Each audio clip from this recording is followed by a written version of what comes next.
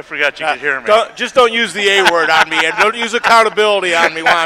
There's a reason I'm retired, Andrew. Right. I'm tired of worrying about everybody else's accountability. Dumb wrestling question for you. So when they were just doing the check-in or whatever, why does he check their hair?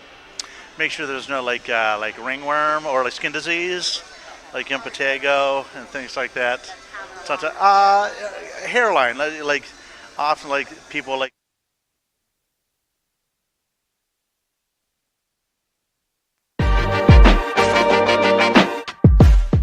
Welcome to Cardinal Community TV. This broadcast is made possible by the District Video Club, which is directed by Mr. Paul Ferguson and advisors Mrs. Stephanie Blythe and Mr. Brad Barhorst. The DVC also consists of students from Brookside Middle and High School in grades 7 through 12. We live stream after-school events for grades K through 12, such as sports, concerts, plays, award ceremonies, and more.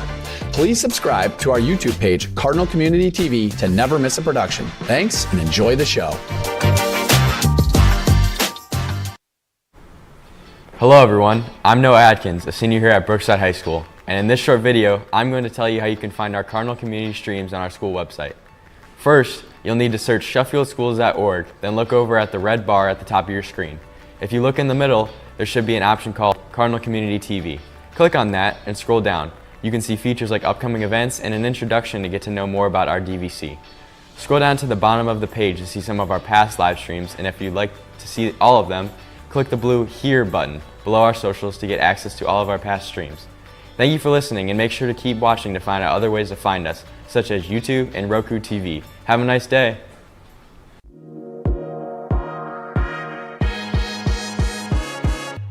Hi, I'm Alex Hicks, a student at District Video Club. In this video, I'm going to show you how to watch live and past Brookside school events on YouTube. First, go to YouTube, and once you're on their homepage, go to the search bar. Type in Cardinal Community TV and click on the Cardinal. Once you have clicked on the Cardinal, you will see an option that says Live. Click on Live and you will see all of our videos. There you can also find our latest, our oldest, or most popular videos. You can also look on playlists and choose a specific group of recordings. Thanks for watching. I hope this helps you in finding our events. My name is Alex and I'm a sophomore here at Brookside High School. And I'm Trevor and I'm also a sophomore here at Brookside High School. We both are part of the District Video Club, and if you're tired of watching our live streams on your phone and computer and want to watch our live streams on a bigger screen, you now can watch our live streams on Roku TV, Apple TV, and Amazon Fire TV. We will show you how to find us on the Roku TV, but the other two are very similar. First, you'll need to find the channels icon on your home screen and open it. There will be a search channel icon and click on it. In the search bar, you'll type in Boxcast.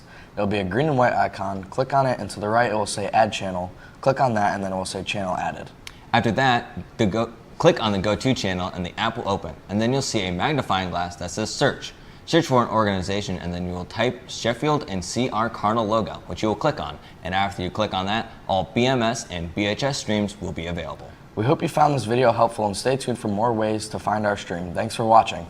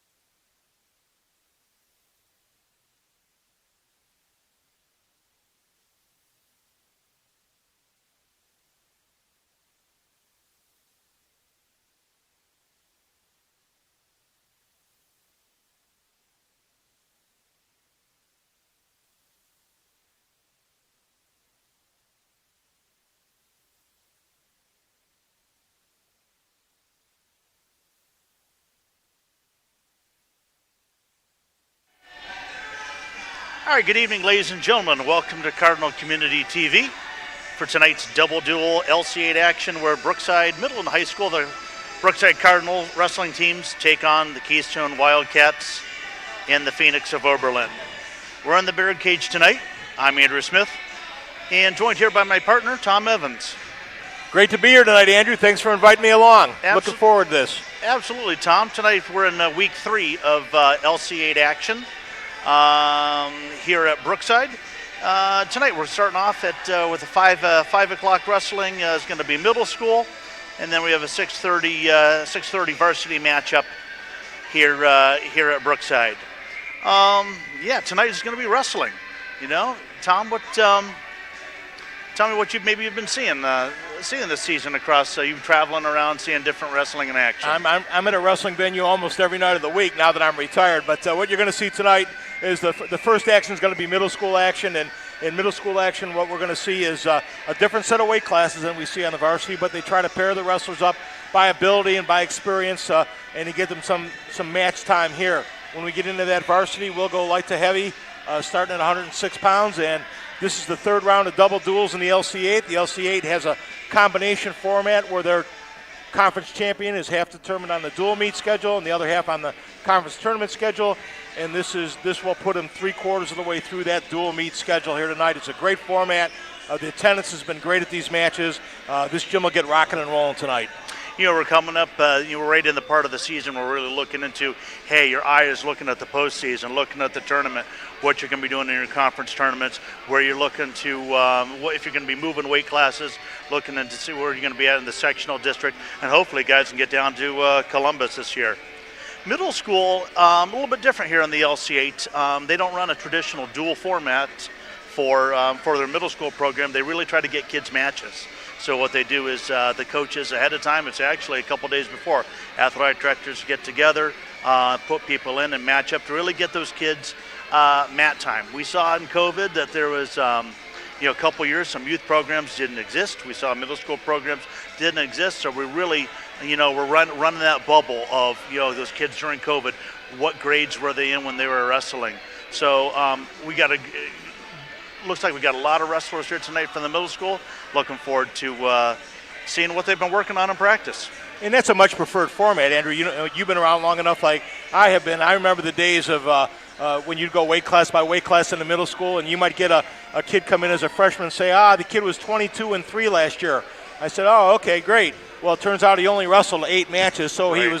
he was really 5-3, and then he had 15 forfeits. I'd rather a kid be 15-15 with 30 matches wrestled than to have all those forfeits in there, and that's because you only grow when you're wrestling, and you grow when you're winning, and you grow when you get beat, and you got to wrestle different kids from different styles, and it's just about mat time for those middle school kids and that experience. And for a lot of them, this is their first trip out onto the mat as a wrestler, so you want that to be a positive experience. You want them talking to their friends about it.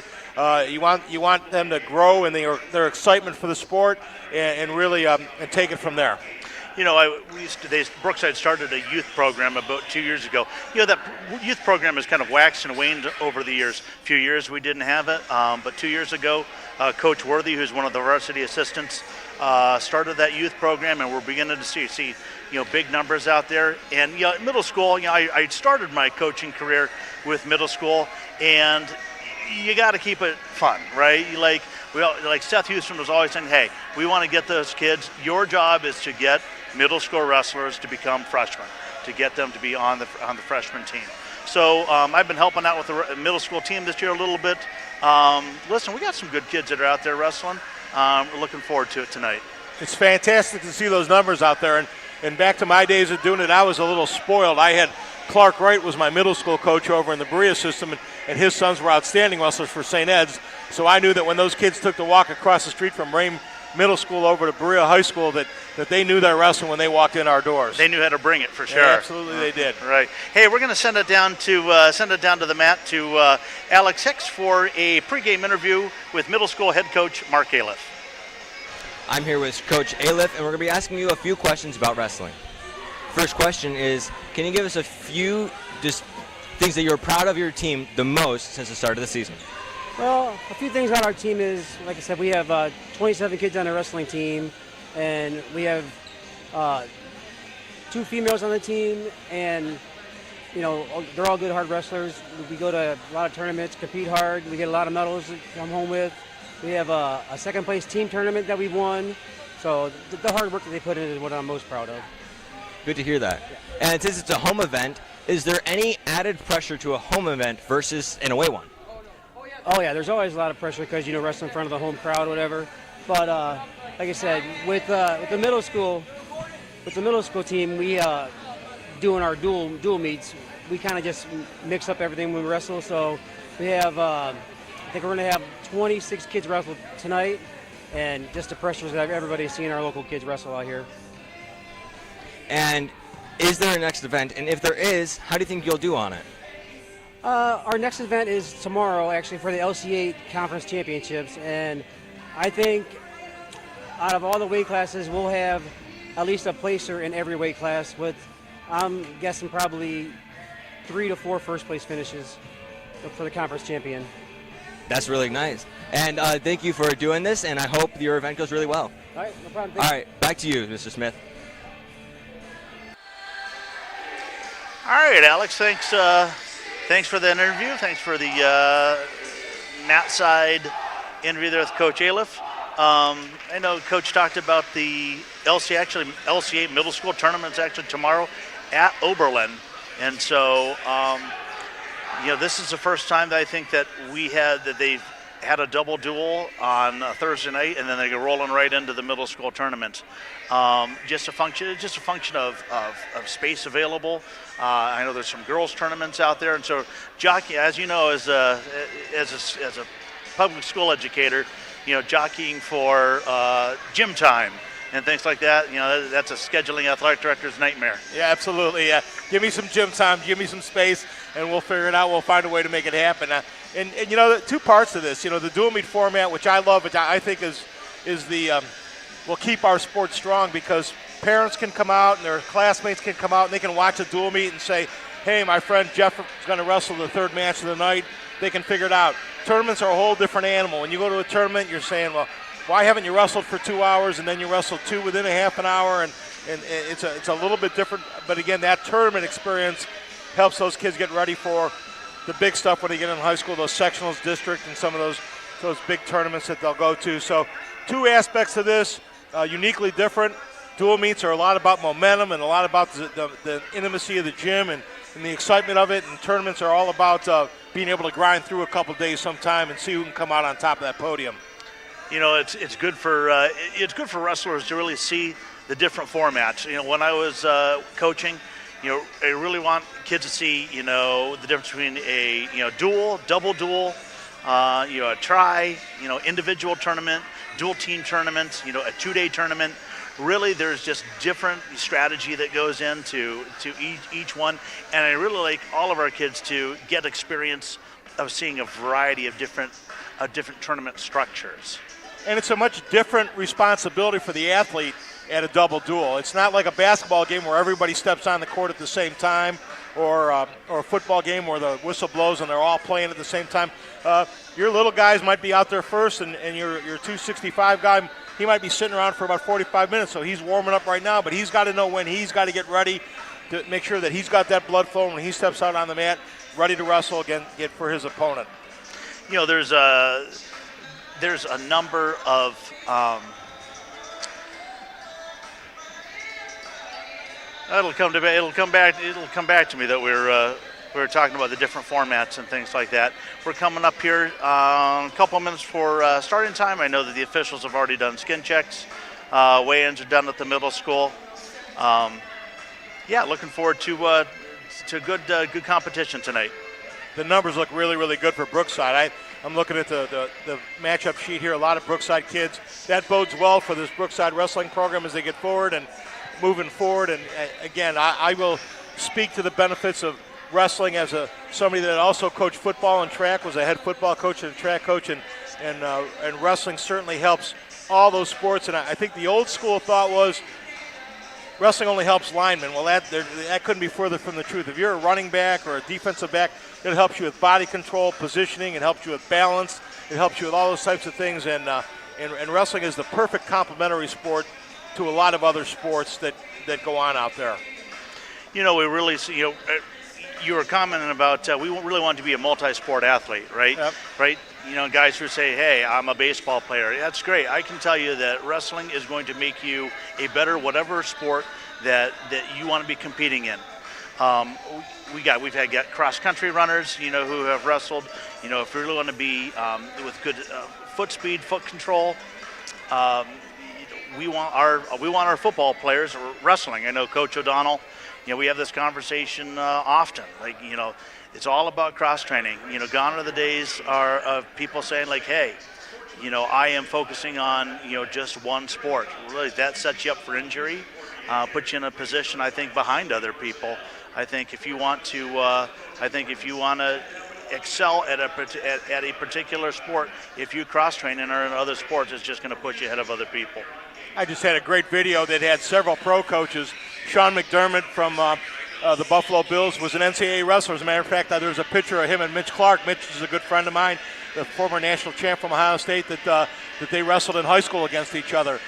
There's a video with Bill Belichick, McDermott, Nick Saban, all talking about the benefits of wrestling, and they want their players to be wrestlers. They look for wrestlers, and you can see that scattering of wrestlers throughout the pros in a lot of different places. But the coaches just laud the merits of what wrestling does for athletes. For committing to a sport. Our former athletic director here, Dick Kirschbaum, he always said to me, "Hey, listen, anybody can shoot a basket. You get your head beat down on that mat about 20 times. It's going to get your believer checked." Yeah, and that's it. Wrestling, you're out there one-on-one, and it's you against the other guy, and that mano a mano type atmosphere. But that does something to build kids' confidence. That does something to build kids' spirit. That does something to sometimes expose weaknesses for kids to say, hey, I got to work on something because it wasn't the guy next to me didn't do it, or I didn't get the ball, or I didn't get the bat, whatever that might be. This is truly introspective and really allows for a lot of personal growth. Kids find what moves work for them, right? They're really working on what's in their toolbox, what's in their arsenal. We find that when you get out there, like, hey, I know what the move is that really works for you, right?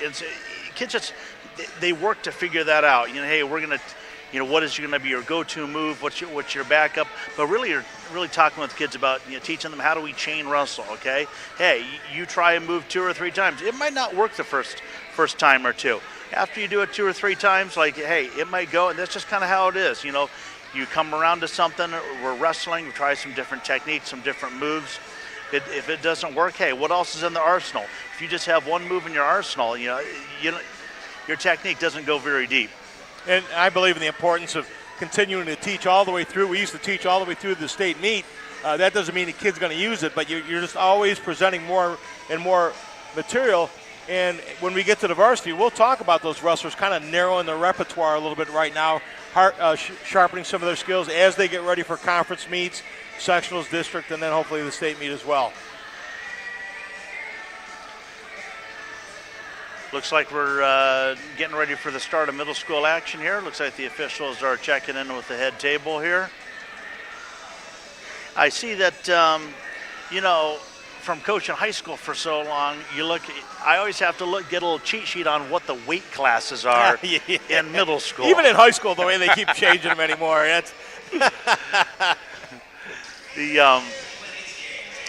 So I know we don't. I don't think any team has an 80-pounder here tonight. That's the lowest weight class for middle school. You think 80 pounds. That could be like the size of my left leg. Well, they're trying to spread them out a little bit too to get. But again, that 80 is awful small. But they're trying to spread them out to get maximum participation for the kids. You and I have been around long enough to go to tournaments when there'd be 25 138 pounders and 4 215 pounders. You want to get your kids on the mat. You want to get them wrestling. The only way you get better is to get out on that mat against competition. We'll talk a little bit about that later when we get closer to varsity action, about the changes in weight classes and stuff like that. A little controversial. I'm of the opinion that they change the weight classes. They compress that from 220 to 215. I think what the National Federation did does a disservice to heavier wrestlers. You know, where guys who are the weights are just are real spread out. You know, that's my opinion. You know, National Federation, they clearly had a committee that looked at that. But we'll talk a little bit more of that as we get closer to varsity action. Yeah, I was in the room when they came up with 220. Nobody saw it coming except one person, and that's a pretty interesting story because there was back then 185 was the heaviest weight class, and there was a huge disparity between 185 and 275.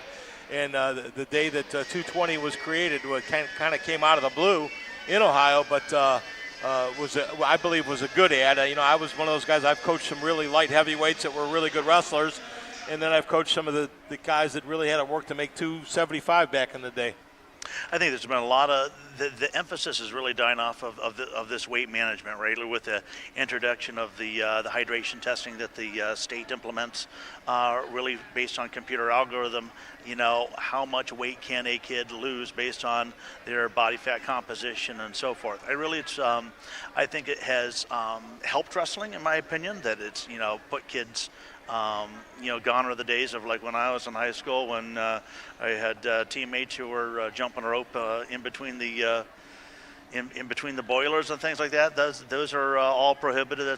That's 30 years ago. And that was a black eye for wrestling. And as someone who kind of grew up through that process too, I mean, you know, I grew up in an area that had greenhouses, and on Thanksgiving Day, our wrestling team would be down in the greenhouse running laps on Thanksgiving Day because we would open Thanksgiving weekend always, and that was that takes away from the wrestling part of the sport when kids are worried about making weight and getting down there. They need to get into a weight class, get comfortable with it, and then just go. And the reason for weight class is that so you're pairing kids of equal sizes. It's not to create any kind of advantage for one wrestler or another because he came down 30 pounds to a weight class. It's about wrestling skills and wrestling ability, and you just match them up the best you can, which is why this middle school format works so well. These kids shouldn't be worried about cutting weight. They're going to come, they're going to pair you up next closest guy and next closest ability and get some wrestling going. It's one of the reasons why, you know, in middle school there's actually more weight classes than in high school, and there's more weight classes in high school than there is college for that purpose, right? Developmental, these kids are growing and things like that. You know, we talk at our parent meeting at the beginning of middle school, like there's no discussion about like match, you know, sucking weight and cutting weight like that. We're just about naturally wrestle where you are, you know. That stuff will come. Yep. All right, so it looks like we've got an 86-pound match, our first match of the night, with Mert Omer from Brookside and McFarland from Oberlin. And the middle school matches are 1.5 periods. They wrestle 4.5 minutes total. McFarland with the initial shot drives Omer off the mat. Back to the center for a restart.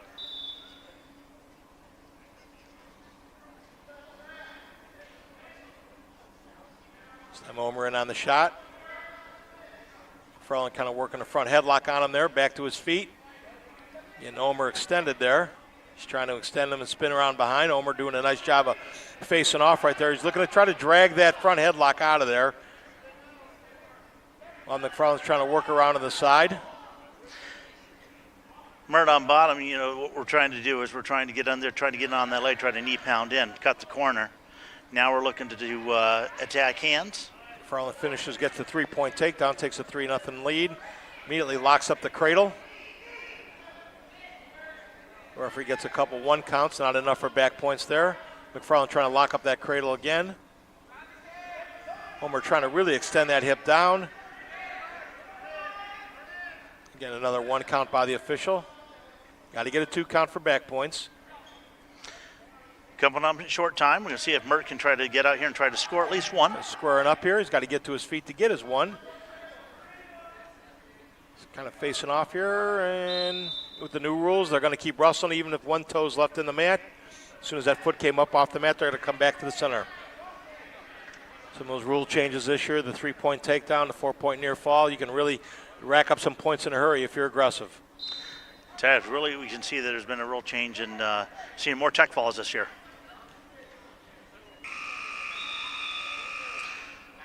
All right. First period ends with McFarland from Oberlin, 3-0. His choice. He defers.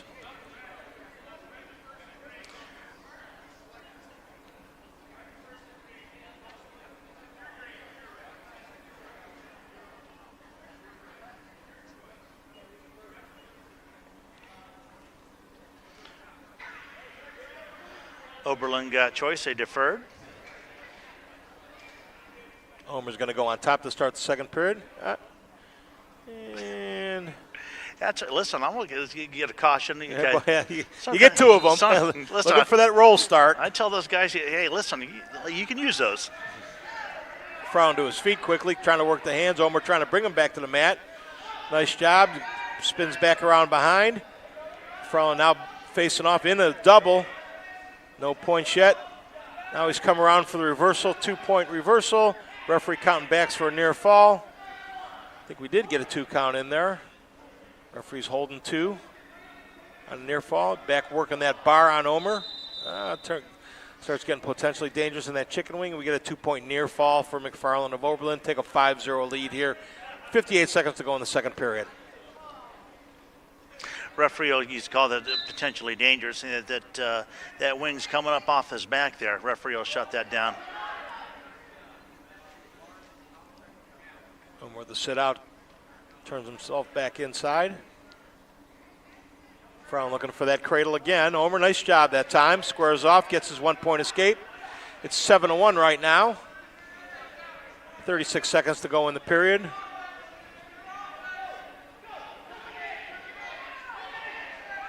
McFarland in on a single leg here. Trying to finish it off. Gets behind for a 3-point takedown. McFarland leads 10-1 here. 17 seconds to go in the second period.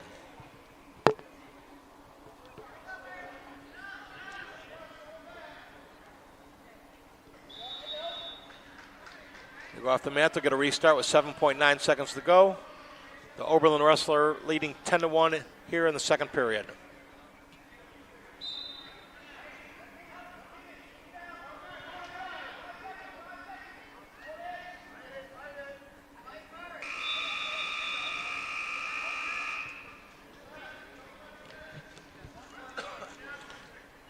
And we'll go to the third. It's Oberlin's choice. Farland chooses to go down. He leads 10-1. Minute 30 to go in the bout here. Homer trying to bring him back to the mat.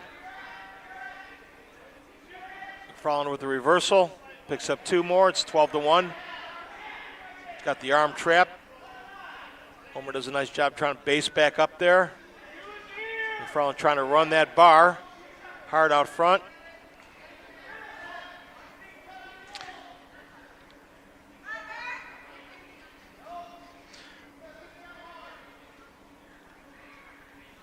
Typically, a lot of middle school kids, they think that reaching back, that there's something back there that they want.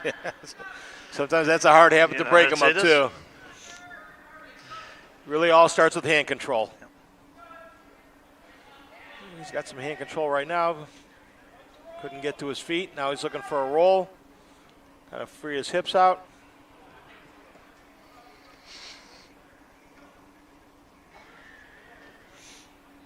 Front throw that half Nelson from the backside there. Now he's got it to the near side. We got short time here, coming up on 20 seconds left to go in the third period. Homer's doing a nice job of keeping the sit out and turns. Got to get some hand controls when he makes that turn. And McFarland doing a good job of keeping the pressure on this third period.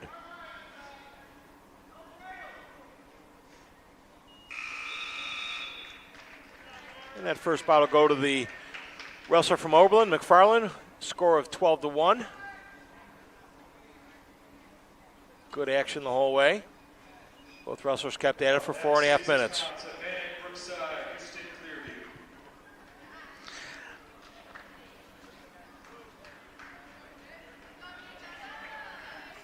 All right, next looks like we got another 86-pound match with Nick Havanek from Brookside. And if my sheet is correct, we're going to have Houston from Clearview.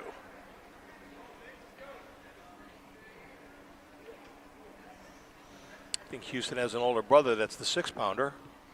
Having a really nice year. I was just talking about that on the radio show the other night, that 106 might be the best weight class in the county. You got Rotari, you got Wachter, you got Houston, and you've got Bodie Gibbs over at Columbia, those are all 4 of those wrestlers are ranked in the top 20 in their weight class in the state. Stacked weight class there, all in Lorraine County.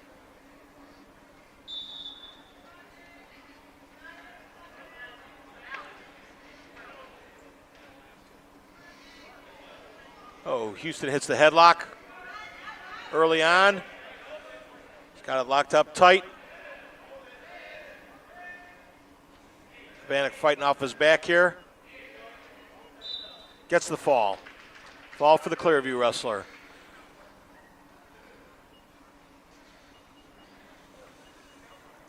It's one of the easiest moves to hit as a youth wrestler is that headlock, and it's one of the hardest moves to break them to get them to stop doing because it sure is. People aren't buying it when you get to the varsity. It sure is. You can live by the live by the head and arm. You can die by the head and arm. Yep. So you got Butcher at Brookside and Merrill at Keystone coming up here at 92 pounds.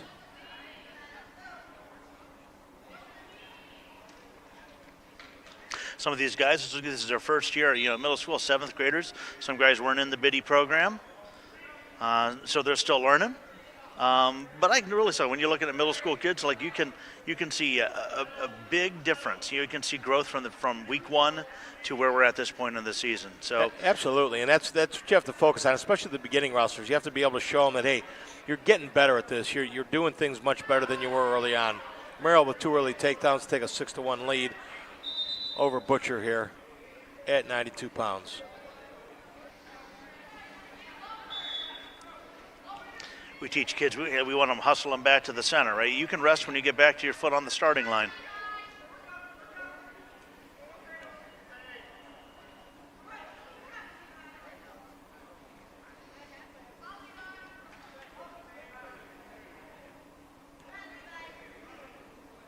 Merrill working on top here, hip to hip. Runs the near bar. Gets the fall. Merrill at Keystone to win over Butcher at Brookside there.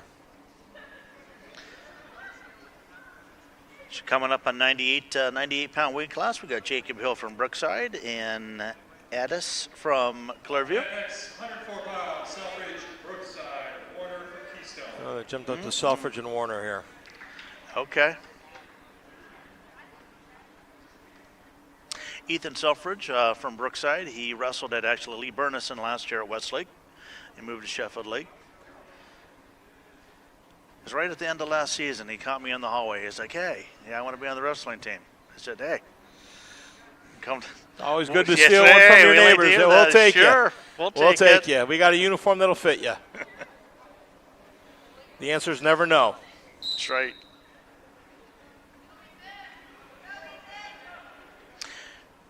Really working on these middle school kids about using heavy hands, right? Heavy hands, be out there, dominate. Selfridge in with a shot, kind of picks up the single leg, changes off to a double. Nice dump to get his 3 there. Selfridge goes up 3-0 on Warner, Keystone as they go off the mat.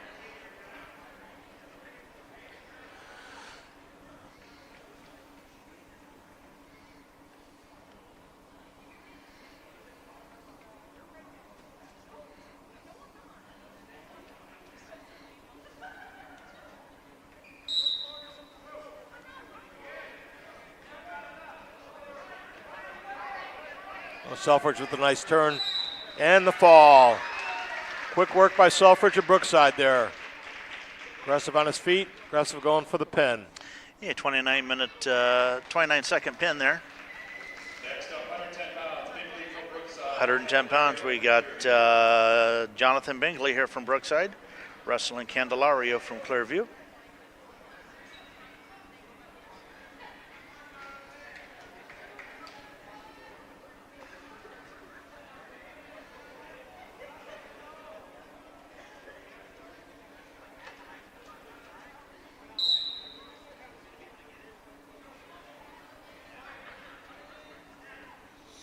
See what Coach Smith was talking about there, some heavy hands on the tie. Candelario takes the shot, dumps Bingley, gets his 3 points there. Bingley on bombs, we try to teach our kids, hey, get your head up, try a knee post. Sometimes called a knee slide, attack hands.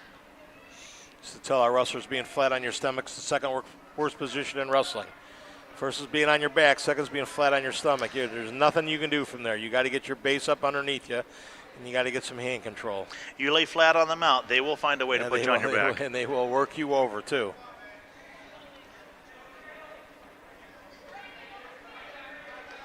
Nice job by Bingley getting to his feet. Got to get that leg back to try and clear and get his one. Candelario with the lift and the mat return. Jumps right up into a power half. Comes out to the side, gets the turn.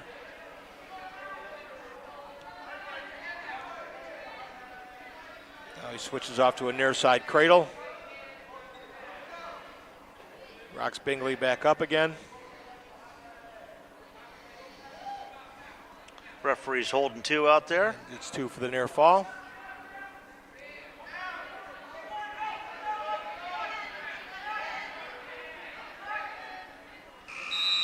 Candelario will take a 5-0 lead going into the second period against Bingley from Brookside.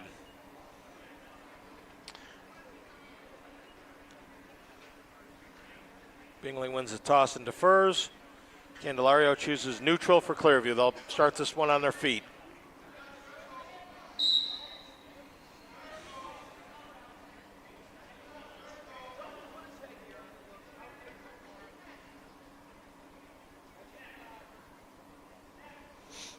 Working the collar tie, snap down by Candelario, doesn't finish it. Bingley does a nice job of squaring back up with him. Bingley going for the headlock, hits it off the mat. Yeah, sometimes you talk about knowing where you're at, right? Yep. Where you're at, trying to work center. When you're right on the edge, you just got to know where you're at. Try to run him inside, quarter turn, drop step, bring him inside. Not a bad spot to try something a little bit higher profile on the edge of the mat sometimes. That way, if you don't hit it well, you can scoot off. Sure. Candelario comes around back for another takedown. 8-0 here in the second period. Candelario, Clearview leading.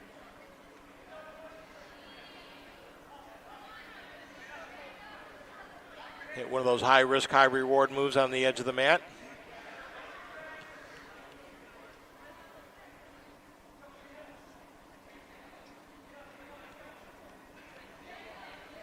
Bingley pressuring back. Candelario with the 2-on-1, looking for a little tilt.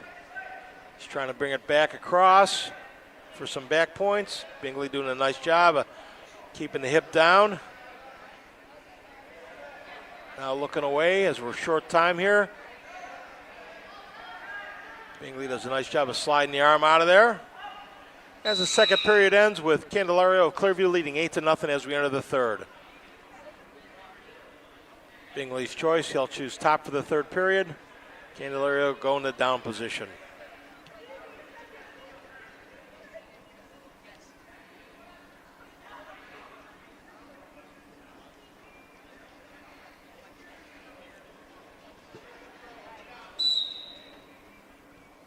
Candelario quickly on the hands to his feet, gets his 1.90 favor of the Clearview wrestler right now in the third. Kind of a straight shot double, gets his 3. That'll make it 12-0. He's going to work for the tuck fall now. Jumps out in a half. Does not run it. Got to come off the hips if he thinks he's going to turn that. Bingley doing a nice job of pulling the arm down, tearing the half off. Got to get himself back to his base now.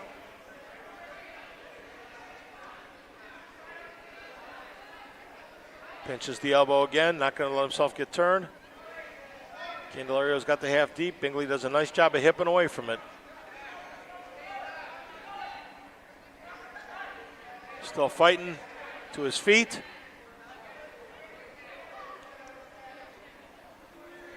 Candelario looking for the tilt.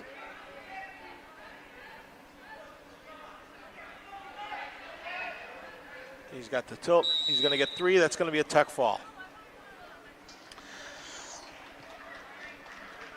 Tack fall is a point difference of 15 points. Any point in the match, referee will shut down, and then winner is awarded 5 team points. Pin, fall, forfeit, 6 points for a team, 5 points for a tech fall.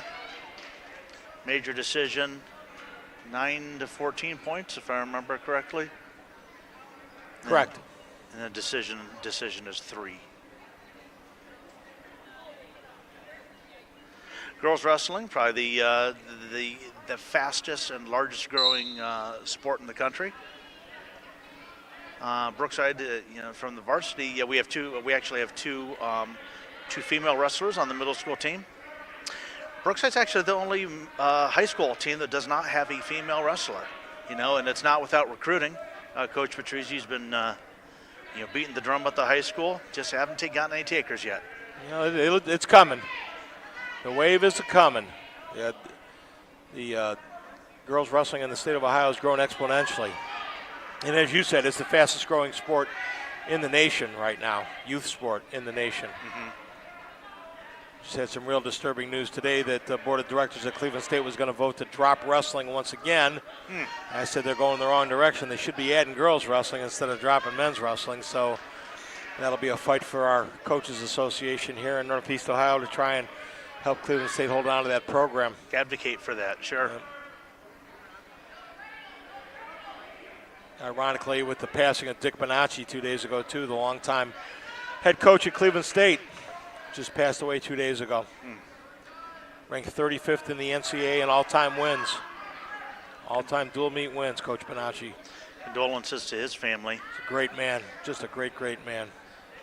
Actually, we have a Cleveland State wrestling alum here in the house tonight, Jason Stedman, head coach at that's right, yeah. At Clearview, wrestled at Cleveland State. He actually wrestled with one of my high school teammates, Steve Mitrovich, wrestled at Cleveland State. Like 1990. 1, 3, something. Yeah, I tease Jason about being a 112-pounder all the time.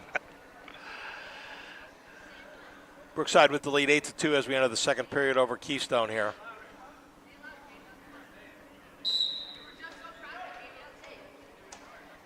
Keystone looking for that little pinch roll there. Brookside wrestler coming out, pressure in the half hard here.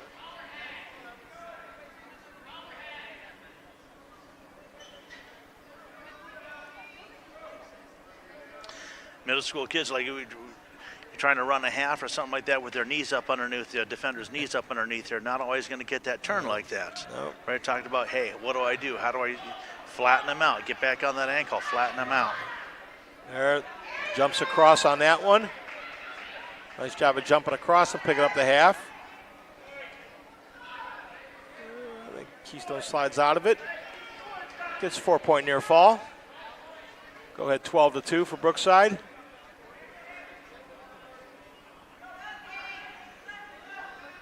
.33 seconds to go here in the second period.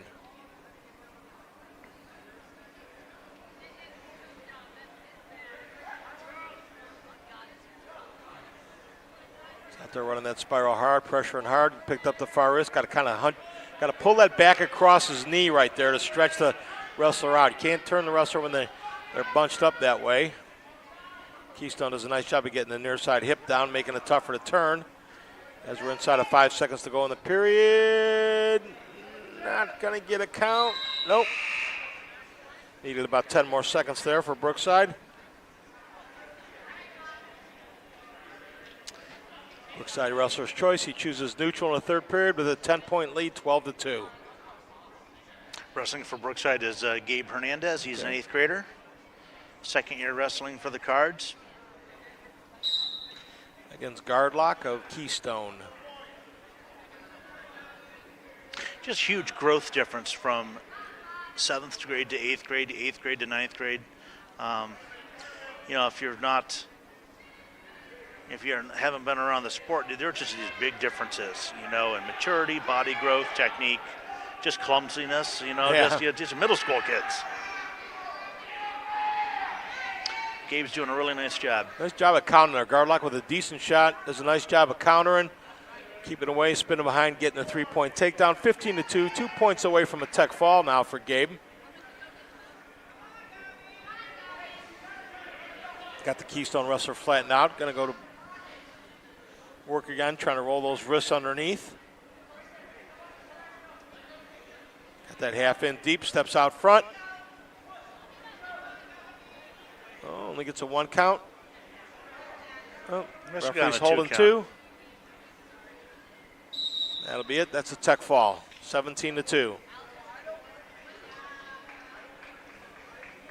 Nice job by Gabe Hernandez there. Good aggressiveness. Really worked well in the top position.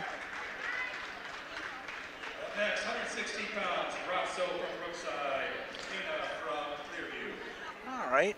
We got Will Rosso, who's going to be wrestling for Brookside, first-year wrestler, 7th grader, first year in the sport. A lot of learning that goes on, you know, and guys out there at the center of the match, you know, when you are exposed, when you're out there, just you and another guy, all those things you've been working on in practice, you just draw a blank. Sometimes you just draw a it's blank. all jumbled in your head right about now. You're thinking single, double, firemen's. Where am I going with this whole thing? What did Coach say? Yep.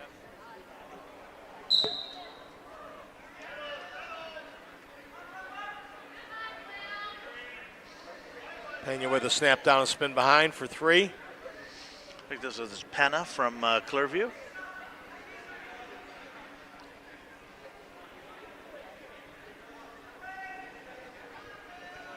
Pena with a half deep.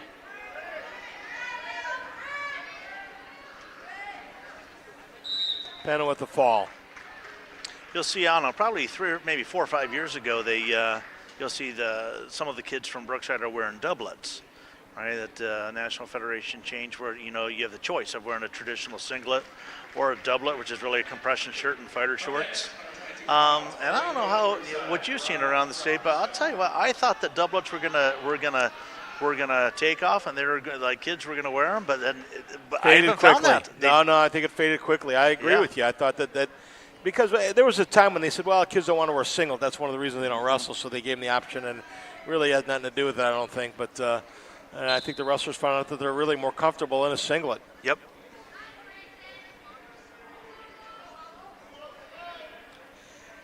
This is Holowenko of Brookside and Grand from Keystone. Grayson Holowenko, a second-year wrestler here for the Cards. Really been working with him on, being in control, right? In control. Like, we're not looking at half shots, half moves, banging around. Really working on head position. We try to, we don't want to be ear to ear with the guy. We're kind of looking through the temple. They're kind of tied up in the collar tie right now. Neither one going anywhere. A little half reaching.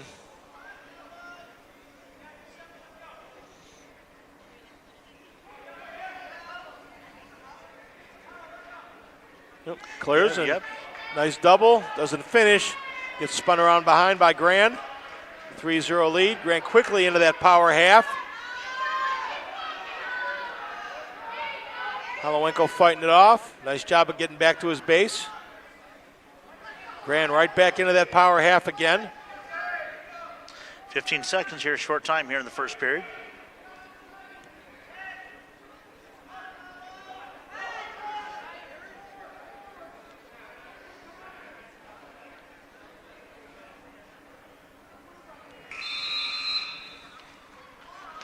We'll go to the second period with Grand from Keystone up 3-0. She gets her choice.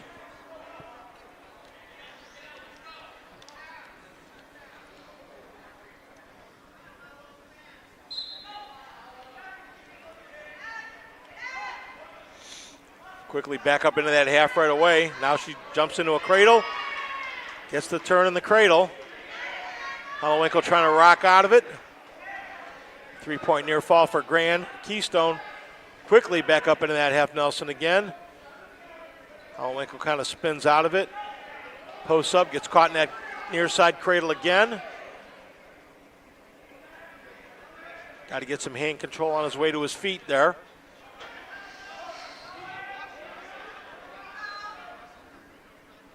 You start tripoding up like that, listen, you don't have much time. Cradle wrestlers are looking for it. They want you to tripod up because they'll take it either near side or far side. You want to hit that slow tripod up. Good cradle wrestler will be after you all the time on that. Now Grand running the half again. Holowenko doing a nice job of keeping the elbow down, forcing Grand to the other side.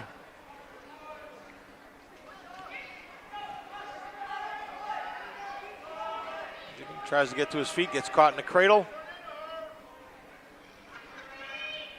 Does a nice job of breaking the cradle.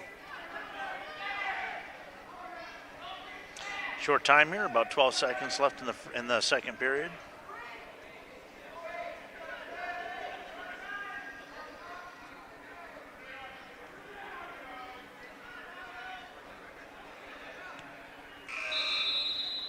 And we'll go to the third period with Granite Keystone ahead 6-0 over Holowenko of Brookside. Grant chooses down.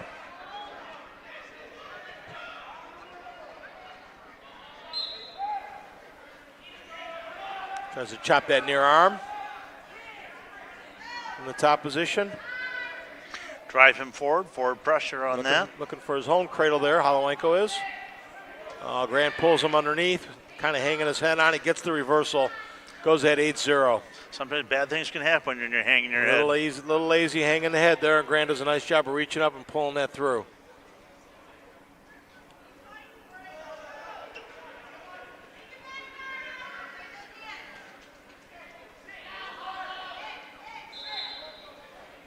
Holowenko gets to his feet, they go off the mat. He'll go back down in the bottom position, trailing 8-0 here with 53 seconds to go in the third period.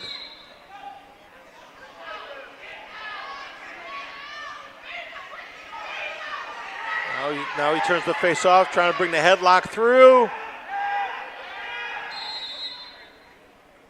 Gonna break that because it's illegal. Does not have the arm with it. Didn't have an arm with it. Yeah, didn't have the arm with it. Started with the arm, he came off the arm, he ended up in a legal headlock there, gave up a point. 9-0 favor of Grand as we're inside of 42 seconds here to go in the third.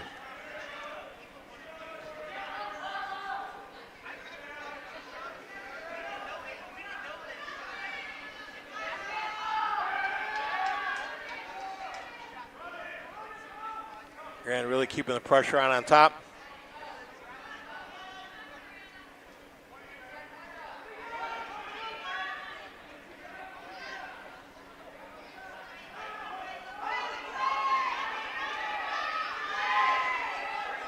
Grand looking for that turn inside of 10 seconds to go on the bout here. Holowenko trying to fight him off.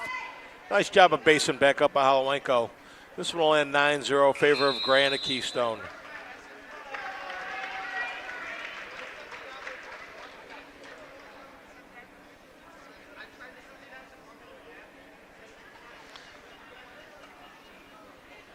You're coming up at 128 pounds. We got Nick Clifford from Brookside and Holiver from Keystone.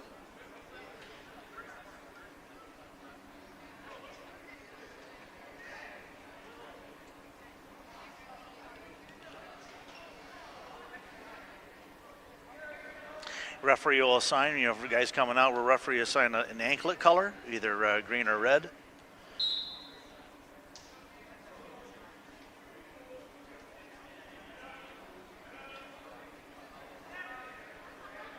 Trying a little snap down on that. Oh, nice. Goes right into a cement mixer.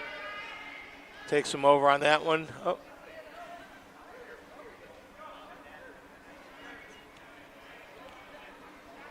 At the three-point takedown. Didn't award any near fall points.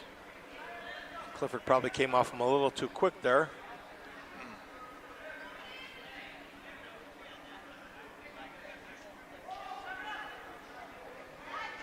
Clifford in, brings the double down, another three-point near fall, jumps right up into the half Nelson, 6-1. Gets the fall. Clifford of Brookside with the fall over Holaver of Keystone. 45-second fall here.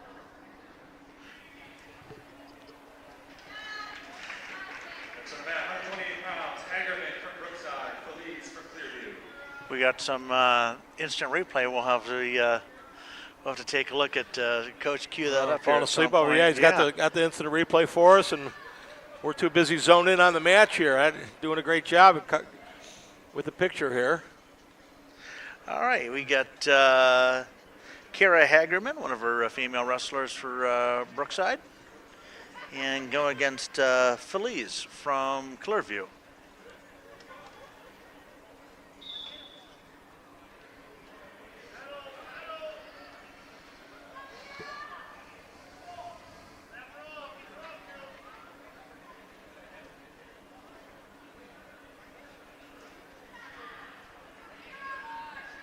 It's interesting. I teach down the hall from Chris Chidlaw. He used to be he's a varsity assistant at Elyria. He's been around wrestling forever, wrestled at Elyria. And he helps work with their girls program over there. And listen, he goes this, not saying that guys aren't, but he said the girls that they're working with are very coachable. He goes there a lot of pins. They got good technique. He's really enjoying it over there. And the Elyria girls are doing an outstanding job this year, finishing in the top 2 or 3 in every tournament they've been in all year. Paul Felton and Chris Chidlaw helping them out over there, doing a fantastic job. The Lady Pioneers are doing a great job for sure. Phil spins around from behind, gets 3. Chris Chidlaw, one of the great guys in wrestling.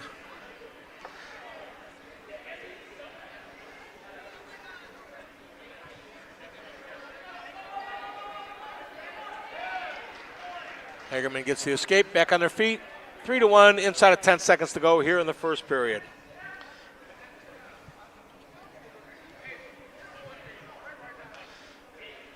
Referee is going to flip the disc here.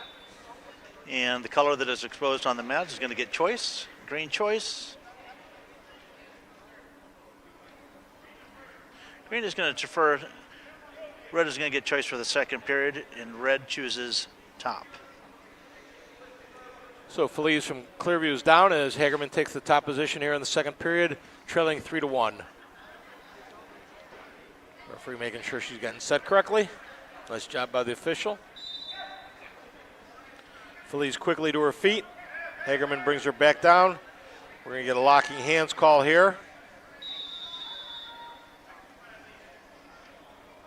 Yeah, if you have your arms around your opponent's waist and their hands touch the mats, that's an illegal. It'll be a technical violation. Opponent will get 1 point. Referee talking to the... Nice job of explaining that to a middle schooler, make sure that she understands what the rule is. You'll see that more often at middle school. The officials are really working with, talking about, where's placement, okay? When we're in referee position, hand on the navel, hand over top of the elbow. And Feliz with a reversal here to go up 6-1. That helps too when the officials are so willing to work with the wrestlers too to make sure that they understand not only what the call was, but why it was.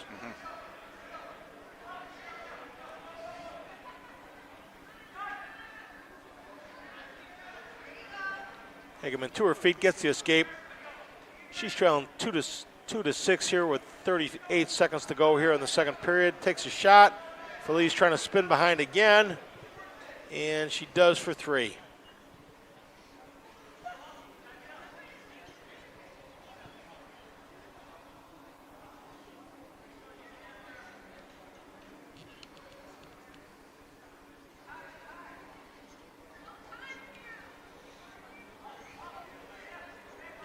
Ten seconds to go here in the second period.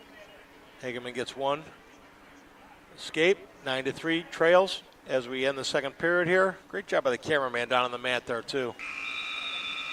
Doing a good job of getting a good angle on the wrestling going on the mat.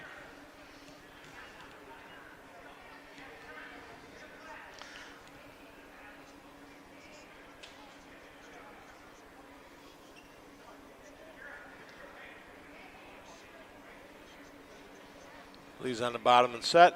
Hagerman on top.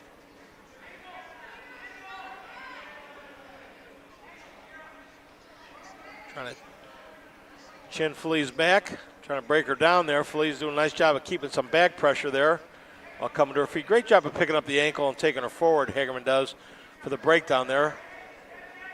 Now she gets the half in. Got to come off the hips to work it a little bit to pressure. There she goes.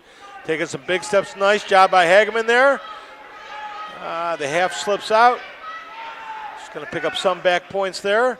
Goes right back to the half. Got 3. Right back to the half again. 9-6. Looking to turn Feliz again. Taking the big steps with that power half again. Keep walking that over. She's working it. Keep nice walking and that slow. over. Got it in deep. Settle back with a wide base. And the half's kind of slipping out again. Yep. Try to reset, like get back behind. But get underneath that arm there. Got to hook the head and lift the head. Still pressuring out front. See if Kara can get up on her toes.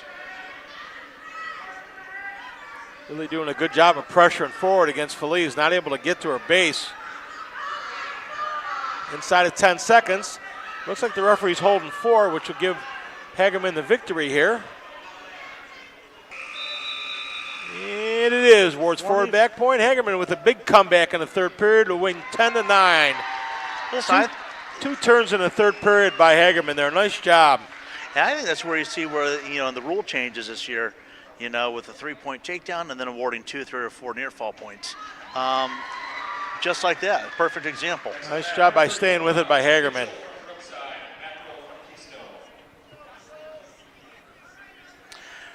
All right, next we get Grayson Mitchell at 134 pounds for Brookside, going to be wrestling Rogers of Keystone.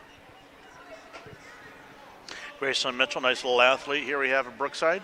He's an 8th grader. He was beginning of the season. He didn't wrestle last year, had some health issues, but wrestling here as an 8th grader. I saw him big earlier, like in September. He's wearing a BTW shirt. For those who are in the wrestling world, you know what that is. Oh, nice drop-in double. Brings him to the mat, gets his 3. That Burnett trained wrestling. People all over the country know what BTW is, not just Lorain County. Grace can try to get a wide base, like, hey, he's got that half in. Try to go chest to chest on that. I was going to say a little far over on it, comes back and adjusts. Goes back to the half again. He got his 4, turns him again. And he's a little too far over. He's got to lift the head there. I always try to tell guys, like, hey, you get that in there? Hey, get chest to chest. Then just lift their head up, right? And lift them up and lay them on the mat. And he gets the fall. Nice job by Mitchell there.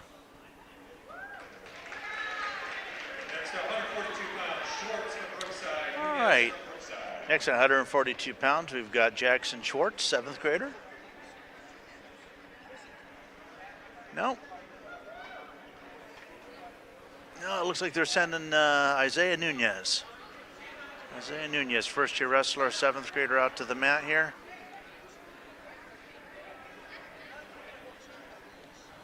Yeah, I'm trying to see who the opponent's going to be.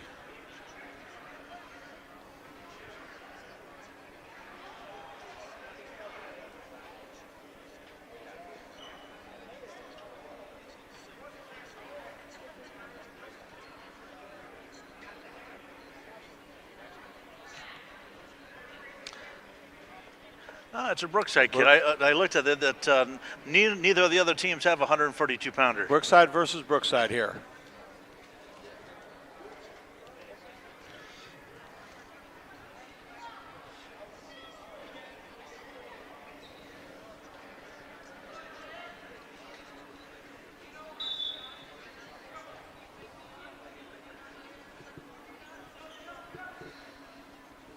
Oh.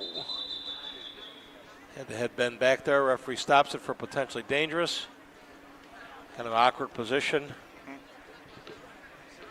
Coach coming out to make sure he's all right there.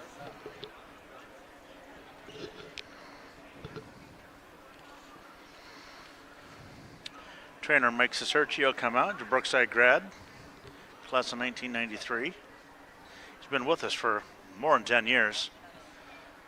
Does a nice job. Trainers, though, always I always find that they get irritated at the fact that in wrestling it's a sport where you get timed for the amount of for injury. Yeah. They don't want a clock on them. Hey, let me do my job.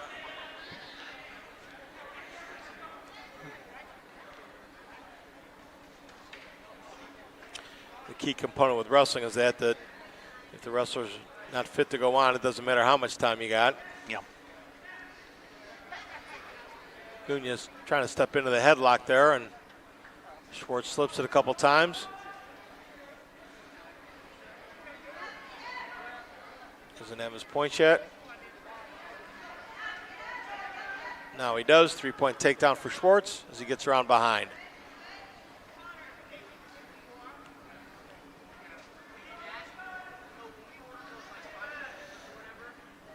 Run that half from the backside. Got to kind of come out on it.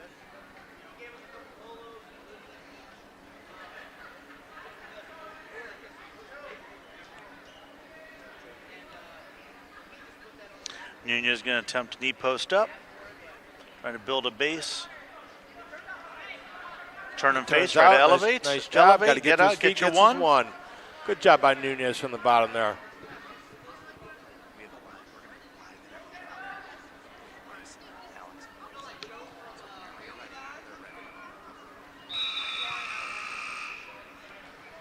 Schwartz sneaks around for a takedown as the period ends to go up 6-1.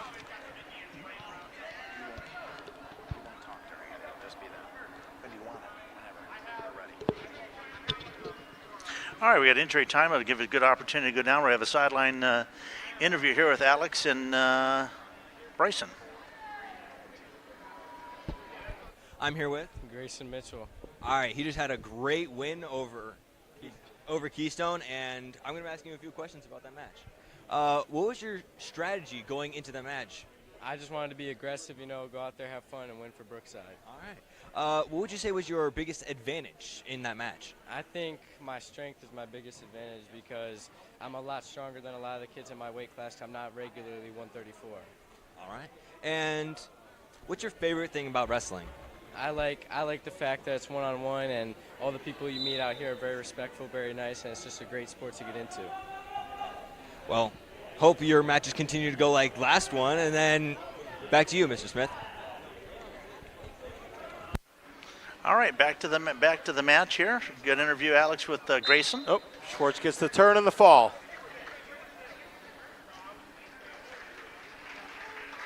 I'm sorry, I was Nunez. With the turn and the fall. My apologies.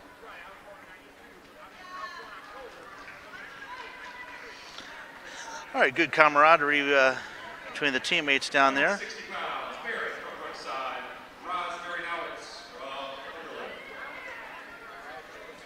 Baron is Raz Marinowitz. I'm glad he pronounced that. Right. Because that was going to be Raz up here.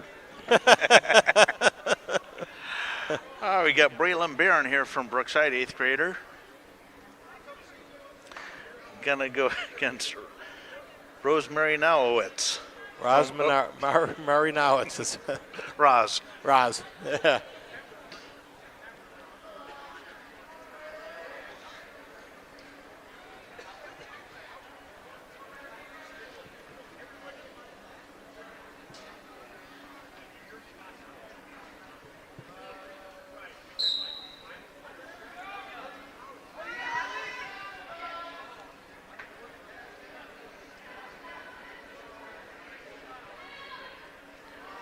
Raz, the aggressor here, kind of coming after Barron. Barron back in the collar tie. Another half reach by Raz. Another half reach. Sometimes guys forget, like, hey, we want to be in good wrestling position, right? Good level changes. Yep. Wrestling high, not advantageous. Sneaks behind for a little bit of a duck out. He's got to bring him to the mat to score. And he does so. Raz Marinowitz gets 3-point takedown.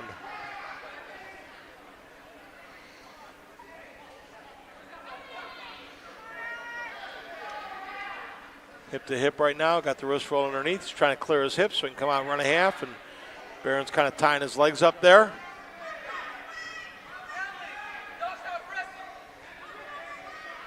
Got the arm in nice, half in deep. Barron does a nice job of peeling that half off. Peeling that half off and holding on to that hand. Good hand control.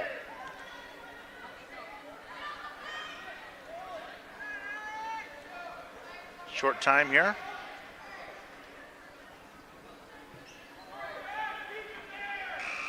And Raz Marinowitz rides him out. Take a 3-0 lead at the end of the first period. Oberlin's choice on the flip. Got an injury time. Take a blast from his inhaler over here.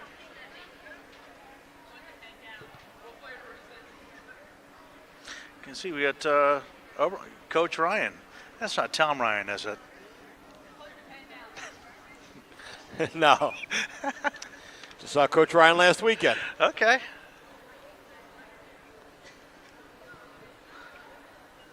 As the Buckeyes took on Purdue, won 7 of the 10 bouts. So 2 of the winners for Purdue were Ohio kids, though. Joey Blaze from Perrysburg and Ben Venadia from Brexel Broadview Heights. Wow.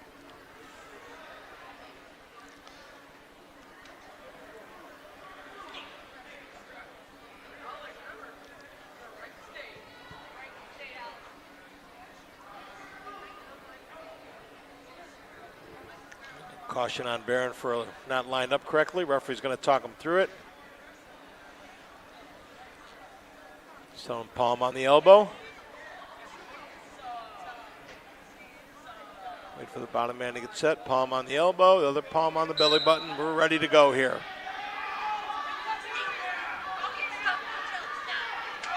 Barron lets him go.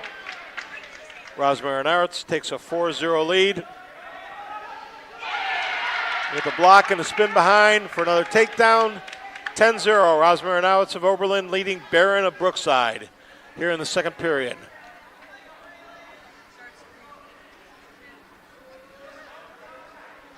Rosmarin Arts trying to throw the half right now.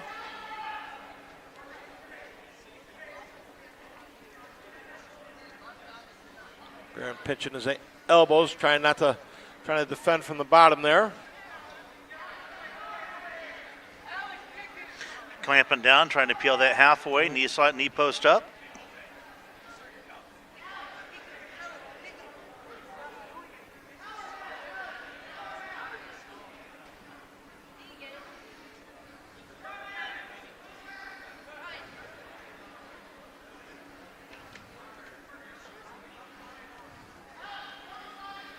Referee letting him work here on the edge. Barron's got to get to his base. He does. Rosmarin now is trying to break him down, punching him forward here a little bit. And he gets the breakdown inside of 10 seconds to go here in the second period. And the second period will end with Rosmarin now. It's Oberlin leading 7-0 going into the third period. And Rosmarin Outs chooses neutral to start the third period here. Injury time here for Roz is going to take a hit of his inhaler. Give Coach Ayla from Brookside an opportunity to get a couple quick comments in strategy-wise to Barron.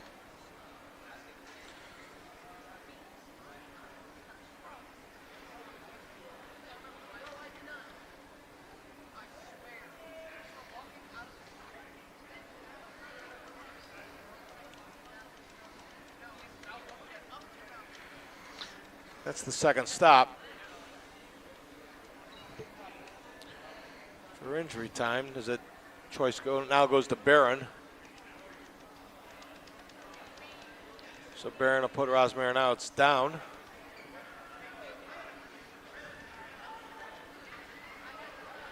At the second injury stop, the opposing wrestler gets a choice.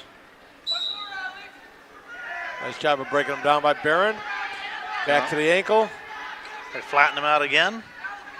Oh, let's go the ankle. Rosmarin now is back to his feet. 8-0 in favor of the Oberlin wrestler right now.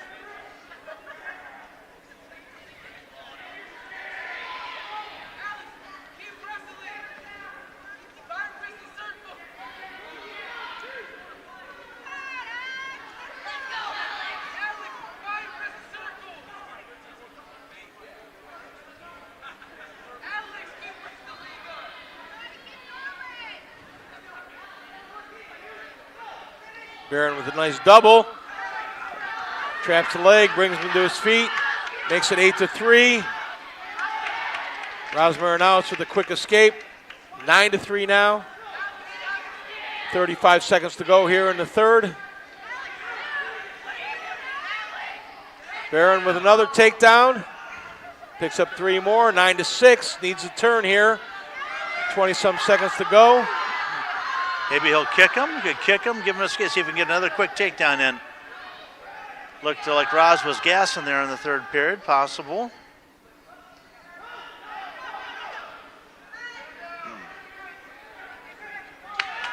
Rosmarinowitz will get the one. 10-6. And that's the way it's going to end here. Rosmarinowitz of Oberlin with the winner, 10-6. Nice comeback by Barron in the third period with a couple takedowns. Needed about 30 more seconds in that period. He was coming back pretty strong on that one.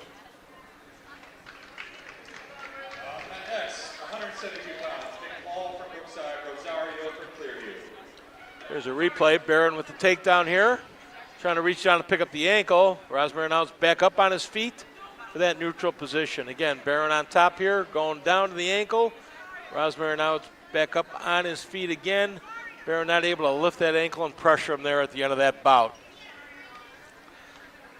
Got Braden McFall here, 172 pounds for Brookside, wrestling Rosario from Clearview.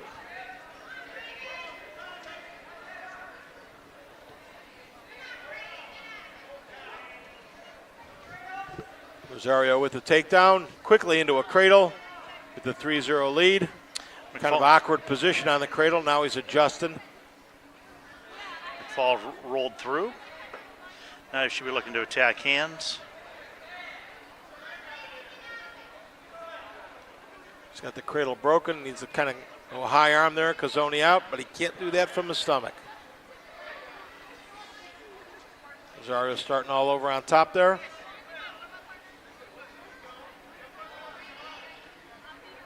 McFall trying to get back to his base here.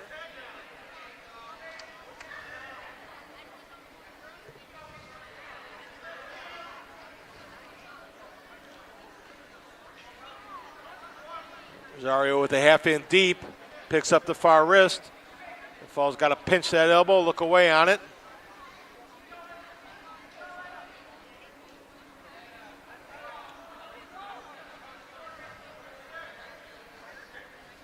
McFall's kind of bunched up there. Hard for Rosario to turn him in this position inside of 10 seconds.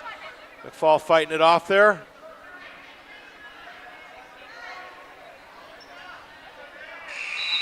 And that's the way the first period will end with Rosario of Clearview up 3-0 on McFall of Brookside. There's our replay here. Rosario on top, looking for that cradle again. Needs to get out to the side with that. McFall does a nice job of coming back through on that. Rosario down to start the second period with the 3-0 lead.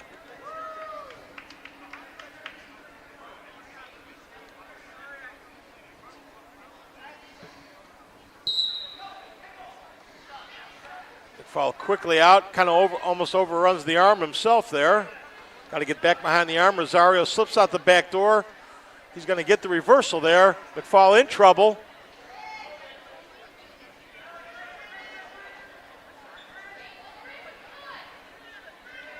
Rosario looking for the fall. Now he comes across on the half and he gets the fall. Rosario of Clearview with the fall over McFall of Brookside.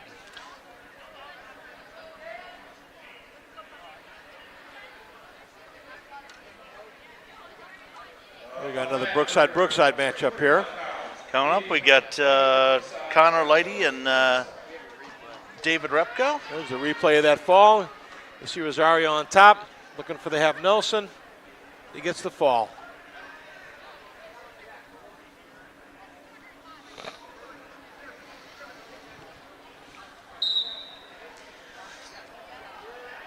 All right. A couple of big guys here. Coach O'Donnell watching intently. Right. Looking for recruits down there. Big guys banging around down in there. Oh, nice snap. Oh, nice throw on the come up there. Nice toss. Repko trying to get that reverse half in. Boy, Repko with a really nice throw off the snap down there. Came up underneath. Little lateral drop on him there. Now he's trying to put him away. And Repko gets the fall.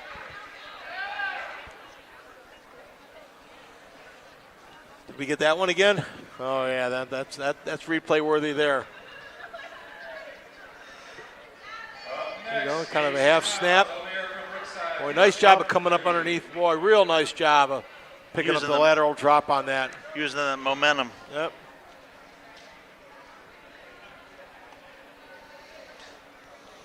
We're going to move into round 2 here of this double duel, the middle school wrestlers.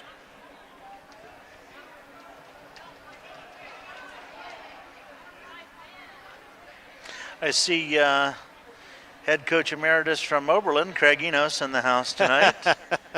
Listen, he's been around forever. Forever. Listen, I like reminding Craig of that too. You'll see, like, hey, I remember when I first started off, Oberlin didn't always have a lot of numbers, but they were always getting somebody down to Columbus. Yep. Craig always, worked with what he had, put in that time in the off season. Always real positive with the kids. Yeah, he's a good guy. A great guy to have in the room. Great guy as a head coach. Spent a lot of years as an assistant over there as well. Just Craig, one of the truly good guys in wrestling here in Lorain County. This is O'Meara, Brookside, and Houston. The Clearview, Houston in on the single. O'Meara with the whizzer. Houston trying to step over on it. O'Meara's got him in the headlock, brings him over, got him in trouble right now. O'Meara's got to walk to the head with that, head the underneath arm. Houston slides back to his base. Didn't get any near fall points out of that, so O'Meara with a 3-0 lead on that.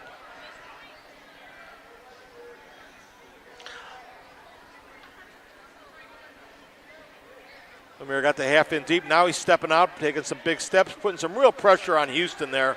Now he's got the far wrist, stretching him out. Houston rolls back through on it.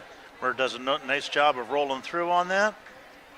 He also did a real nice job earlier of, raking him across his leg. Houston with the escape, 3-1. 27 seconds to go here in the first period. Houston with the double. O'Meara quickly into the front headlock. Got that front headlock nice and deep. Spins around behind. Got to get it. Not gets his 3. Nice job. 6-1. In favor of O'Meara Brookside. 5 seconds left. We want to keep him down.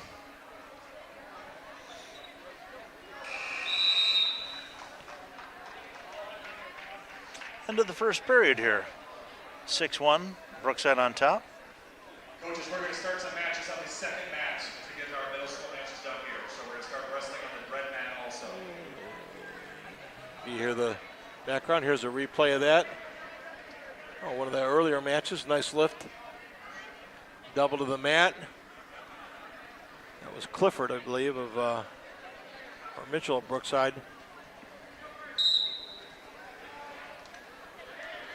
Cameraman doing a nice job of getting the lifts there.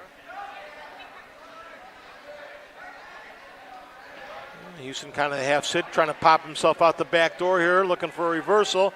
He's got to get that head out to get his 2, and he does. Yeah, reversal 2 points there. Makes the score 6-3, favor of O'Meara still. Houston's got that bottom arm. O'Meara trying to face into him. He's got the cradle locked up as well.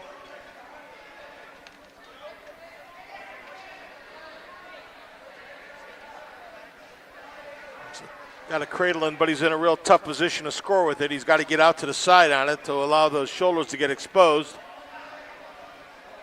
Referee doing a good job of keeping an eye on it. Try to get to his toes. Murr's going to try to get to his toes. He's going to go right into a reversal. Try to get behind. Try to get behind, work something. Don't try to get something working from the side there. Get back, reset. O'Meara leads 8-3. Trying to run a head sweep, trying to get if you can get it, get a half in. Mert likes that thread tilt, likes a little thread tilt, likes a little thread action Trying there. to pressure that inside that near arm there, looking for either the bar or the tilt, depending on how Houston wants to counter it. Now he's got the bar across, nice and deep, got to take some big steps. And he comes off of the bar as time runs out in the second period. O'Meara Brookside leading 8-3 entering the third. It'll be Houston's choice. Houston's going to go neutral to start the third.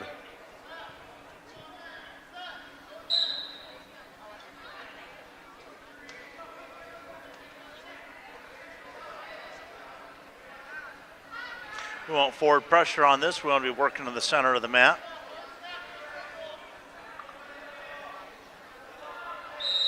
Houston finishes off the mat, doesn't get his points. Trying to step into that high crotch there and doesn't get the finish on it.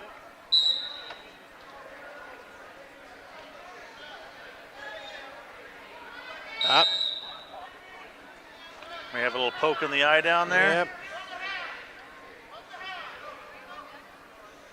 The college level really been a point of emphasis to hands to the face. A lot of that going on. Houston with the shot off the whistle into a double. Nice sprawl by O'Meara. Good pressure getting into that front headlock. Looking for the cement mixer there. Houston kind of rolls through on it, spins through. They're back on their feet. Nice action by both wrestlers there. Houston, again, a little tap and go to a double. Houston gets the double. Traps the hip by O'Meara. Gets his 3. 8-6 the score right now. 35 seconds to go in the period. Bert's got to hold on to that. O'Meara trying to come around. Houston steps over with a little chin whip. Doesn't get any back points out of it. Houston in deep on the single there, trying to get the reversal. He's got to hit the waist. He's got to come out with that left arm and get around the waist to get a reversal. Houston trying to pull him over the top. He does. Now he traps O'Meara's head. And O'Meara comes out the back door and gets a 2-point reversal as the bout ends. Right up there. 10-6. Good action by both wrestlers there.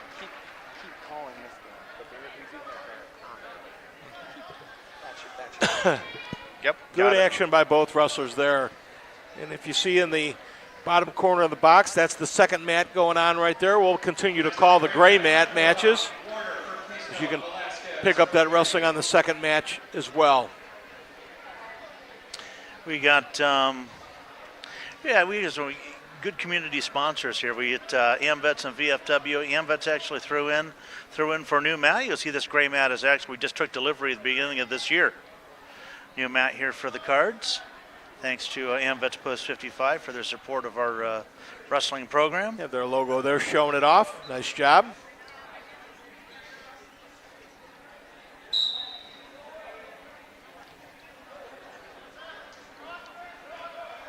Warner, Keystone, and Velasquez of Clearview now on the gray mat.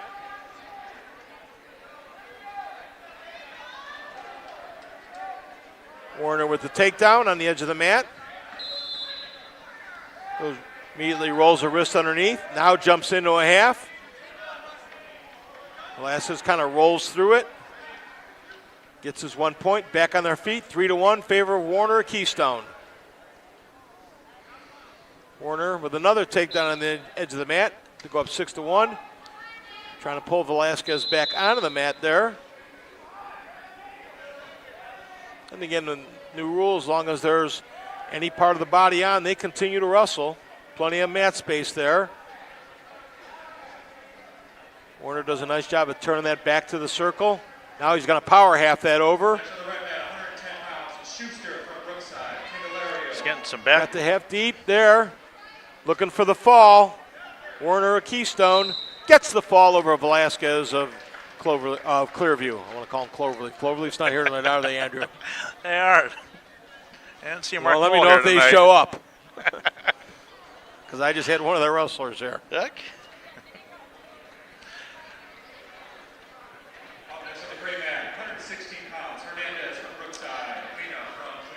Hey, at 116 pounds, looks like we got Gabe Hernandez from Brookside and Panna from Clearview.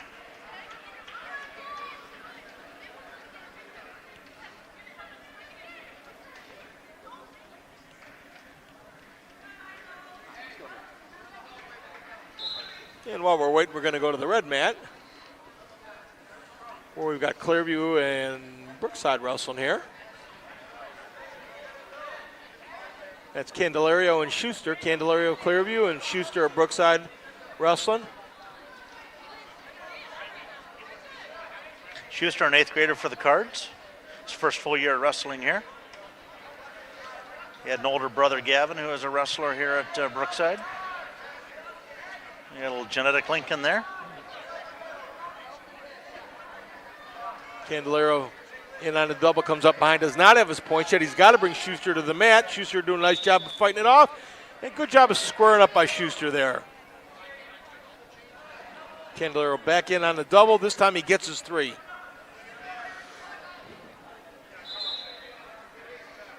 Schuster quickly back to his feet.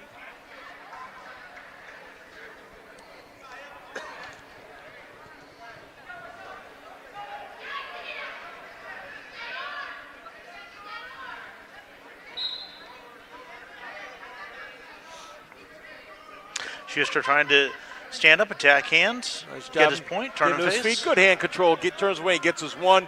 Trails 3-1 now to the Clearview wrestler. Wrestler's in the collar tie here. Oh, nice ankle pick by Candelario there. Picks up his 3, 6-1, favor of Clearview. He's going to turn Schuster loose again. Nope. Referee's got to let you clear there. 6-1 still, favor of Candelario here. As the first period ends.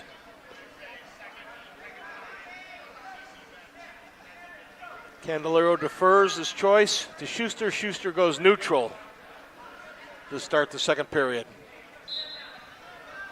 Candelario with a quick shot off the whistle, in on a double. Finishes it up, 9-1, favor of Candelario of Clearview over Schuster. Candelario's going to let him go, 9-2. Back on our feet here. Both wrestlers tighten that collar tie. Candelario with a straight shot double. Another takedown there, 12-2. Favor of Candelario, Clearview over Schuster of Brookside. Candelario tried to get that boot in. Kind of come across in a little bit of a claw ride there, pressuring in the crotch as well. Turn Schuster loose again, 12-3. Plenty of time here in the second period. Candelario back in on the shot again. 3 more takedown, 15-3, favor of Candelario of Clearview. 30 seconds left here in the second period. Schuster gets 1. 15-4.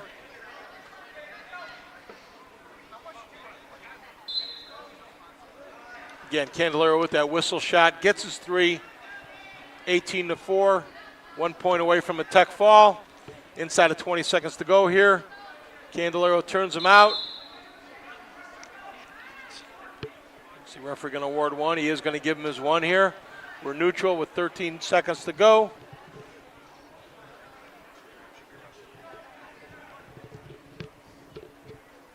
$18-5 the score here. That's the correct score. The official's checking. He wants to be sure. Candelario again, a straight shot off the whistle with the lift and the finish for the tech fall. Candelario of Clearview with the tech fall over Schuster of Brookside. Candelario 21-5 over Schuster. Up next on the red mat, Rosso. 10 seconds left to go. All right. We come back to the gray mat.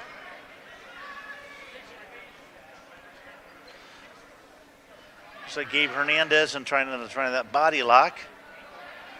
Elevate him over. He should be blocking hips here. Blocking hips. The other guy's trying to knee pound. Pena trying to finish, does not get it. Pena with the lead 5-1 at the end of the first period. Second period, Pena choice. He chooses down, leading 5-1 as we enter the third period.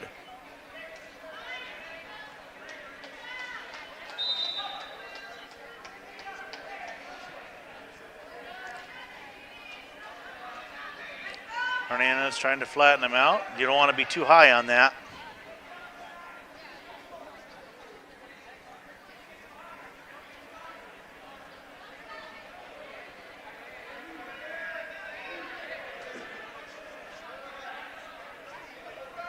Hernandez doing a nice job of pressuring forward. They're trying to pull the wrist in. Nice job of keeping that threat. Walks a little bit too far out front.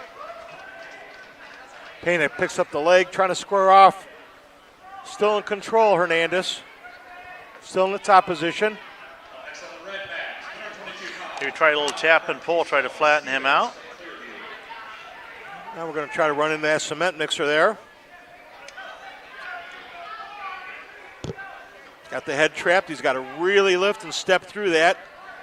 Payne doing a nice job of posting the outside foot up so as not to get turned. Sometimes in middle school, I try to teach those kids to run that cement mixer. Okay, you try to bait him a little bit, get that defender to clamp down, and then you can spin him the other way. There he goes, and that's where he comes back the other way with it. The other thing you can do is you can kind of bait him and hang your head there, and when he grabs your head, you sit through on it, and he's going to go right to his back.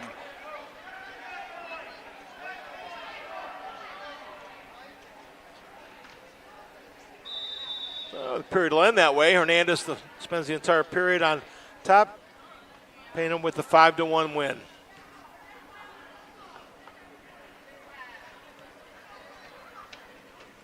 Next on the gray mat, 128 pounds, Clifford from Brookside, Feliz from Clearview. All right, we got Nick Clifford coming up from Brookside, 128 pounds.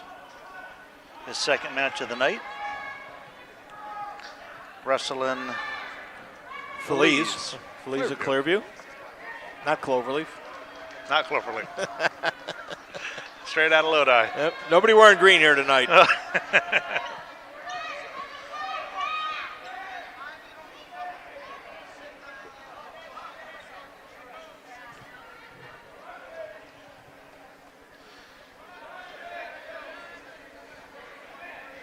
Try some of the little technical, little etiquette, technical parts of wrestling. We want to make sure that we're all have our headgear on, ready to wrestle when we report to the table. Try to teach kids youth, middle school, the little things that matter, in the sport. And the little things that don't aggravate officials. Because if you show up with your straps down and your shoes untied, they're upset with you. Yep.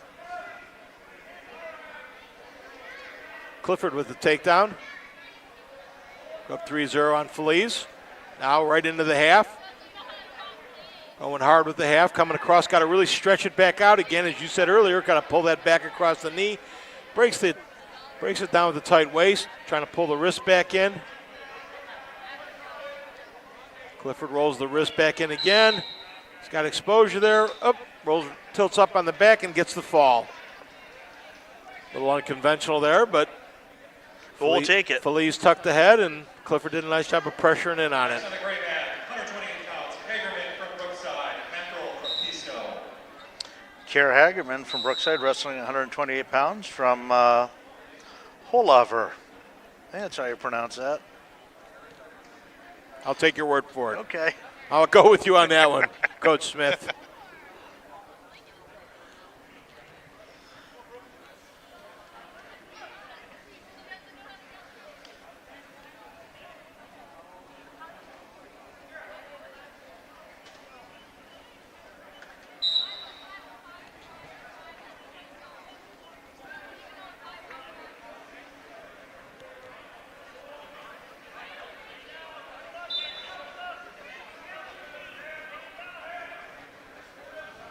Roll over, snap down, spins behind.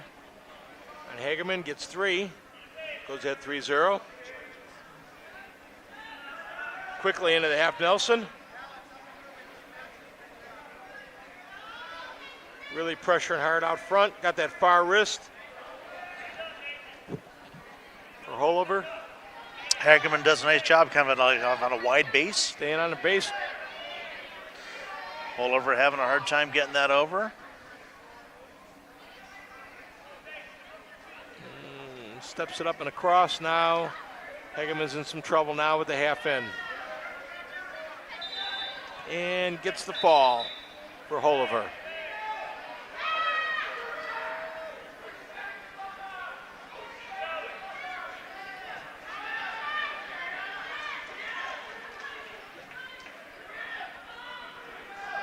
Next on the gray mat, 134 pounds, Rogers from Keystone, Brooks from Clearview.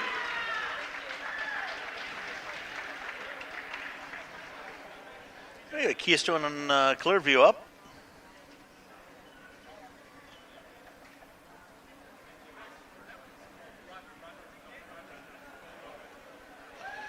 And the coach is checking. Next on 160 pounds, Rosemary Nowich from Overland, Rosario from Clearview. Rosemary Nowitz and Rosario, a name that we've loved to call. or Rosie.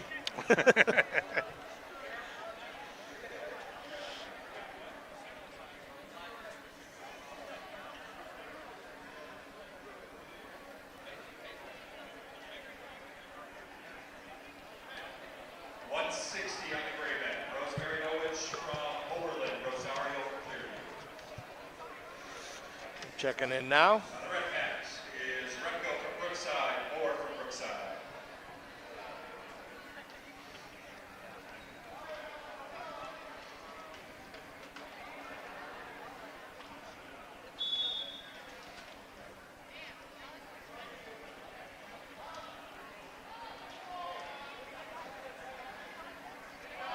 Rosario in with a double. Go off the mat, gets his 3 as they go off the mat. Be on top and they come back to the center. Rosario with the double leg on the edge of the mat. Rosemary Nowitz will go on down position here. Nice little straight shot double by Rosario.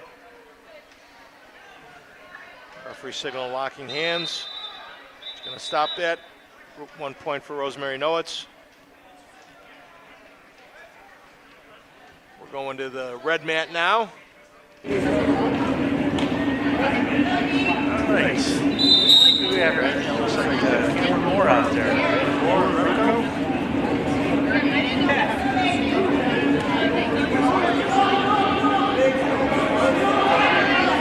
We got Cameron Moore in the red singlet from Brookside. David Remco in the spin behind. Back to 3, right into a half Nelson quickly. Forearm back, gets the fall.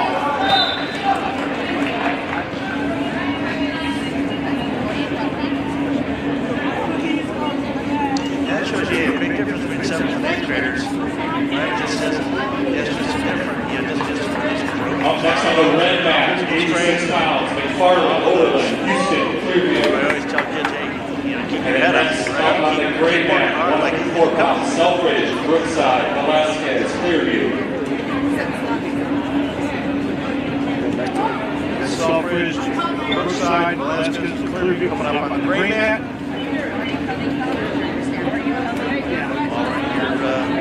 For actions taking place, this broadcast produced by Cardinal Community TV, brought to you by our district video club here in the Sheffield Schools. After school extracurricular activity comprised students, all grades 7 through 12. DVC is directed by Mr. Paul Ferguson, teacher at the high school, advisors Mrs. Stephanie Blythe and Mr. Brad Barhorst. Looking for Houston from Clearview, red mat.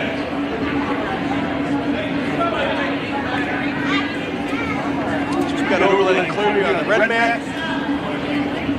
Clearview and Brookside on the gray mat. Selfridge and Brookside. Velasquez and Clearview. I was coach with I was an assistant for Seth Houston, used to be the head coach for Brookside. His shoe colors requirement either red, gray, black, white, no pink. Not into the lime green, not into the pink. Selfridge pushed up shot, trying to come up behind. Get his 3.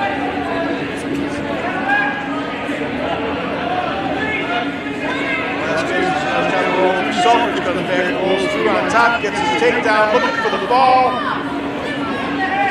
Keep his head on his back. Looking inside instead of got to get his head up and arch a little bit. Works his way back to his base. Selfridge comes back and hooks the arm. Trying to be. Gonna go right back to his back again. Got to step over on the top there. Wrestling on the edge of the mat there. Always yelling, guys, know where you're at. Selfridge looking for the fall. 30 seconds to go in this first period. Again, with the new rules, he's got plenty of room there. Still got 20 seconds to go here. Trying to adjust. Velasquez sneaks the arm through and able to come back to his base. Selfridge still got 4 points coming for the near fall here.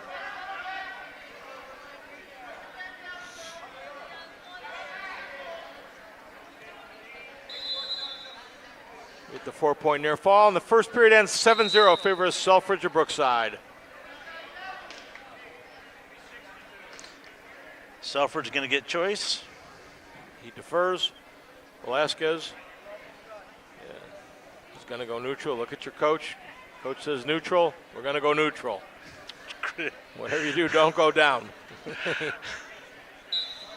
Selfridge with a shot off the whistle. Nice job of gathering the feet. Got to pop the head to get his 3 points. He does so. 10-0 favor of Selfridge. Trying to go right back to that power half. Can't get that in there. Maybe he'll Force try a that half butcher. in. He's got it in. He's got to get chest to chest here.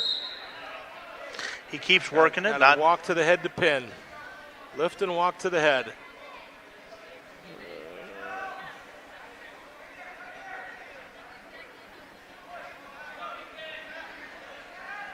Getting near fall points here. Doesn't need the crotch. Lifted. Trying to settle back in there with the half Nelson. Selfridge looking for the fall. A lot of time here, 42 seconds left. It's a lot of time to be on your back. Selfridge got to get on his toes here. You can't pin on your knees. There we go. He gets the fall. And a fall for Selfridge or Brookside here. 30 seconds to go in the second period. Up next on the gray mat, 110 pounds, Teeter from Brookside, Candelario from Clearview. Teeter Brookside, Candelario Clearview. Candelario's looked awful tough in his first 2 matches on his feet. Jackson Teeter here, 7th grader, first-year wrestler here for the Cards.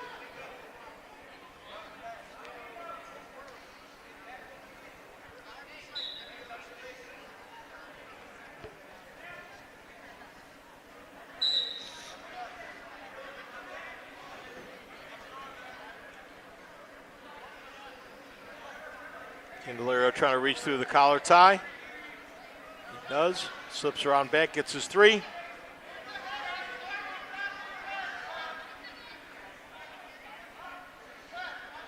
Candelario picks up the half Nelson as Teeter kind of looks back on it. Walk into the head. Candelario looking for the fall here.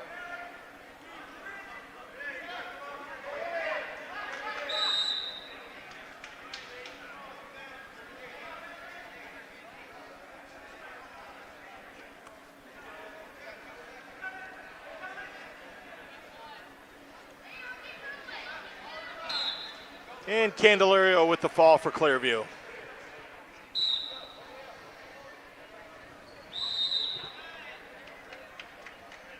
next on the gray mat, 160 pounds, Kana from Clearview, guard lock from Keystone.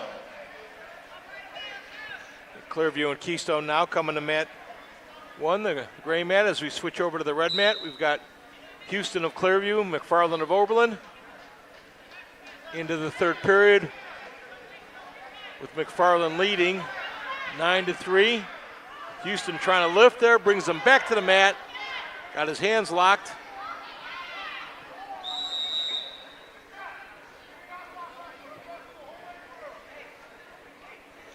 Technical violation. Houston will pick up a point on that one to make it 10-3. McFarland picks up a point on that one.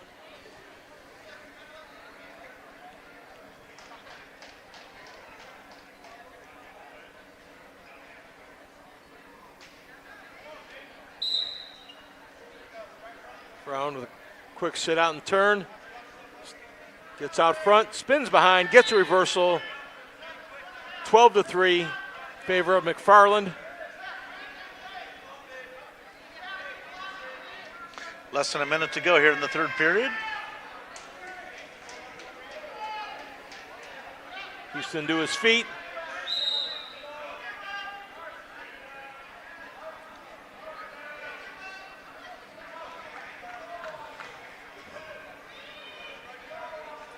Houston's going to battle you the whole way.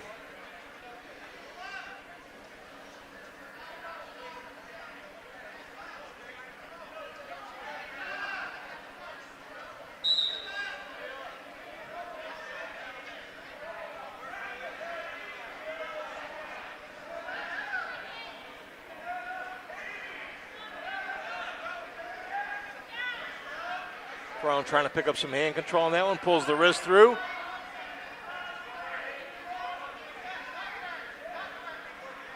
Inside of 30 seconds to go in the third period. McFarland with the lead, 12-3. Now trying to power a half over on Houston.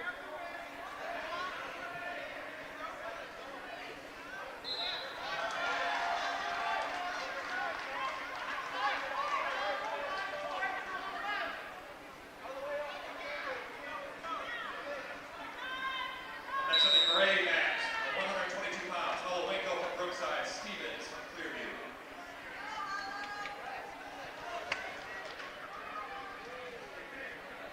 And that bout ends with as McFarland gets the reversal, wins 12-3 over there. We'll flip back to that gray mat, Holowenko of Brookside and Stevens of Clearview. Now getting ready to go at it on the gray mat.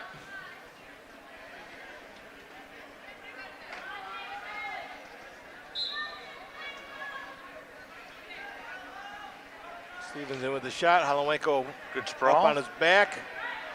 Drives through that to get his three.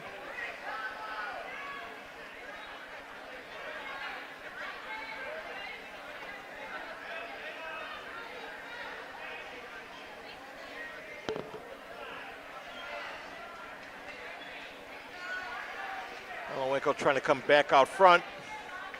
Pull Stevens back up front here. Now trying to peel the half off. Nice job there. Try to build a base. Lifts up, kid's hanging his head. Pulls the head over. Trying to clear and get his one. He's got a power duck right there. If he sits, and he doesn't finish it though.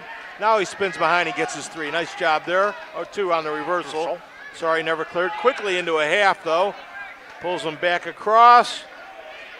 Doesn't get the turn back into that half. Try to teach you 2-1 run, get Power that wrist there. roll. Good big steps there. Good big steps. Now he's got the half in deep. Now trying to settle, a little bit too far over. Gets a couple counts out of it. Back in that half again.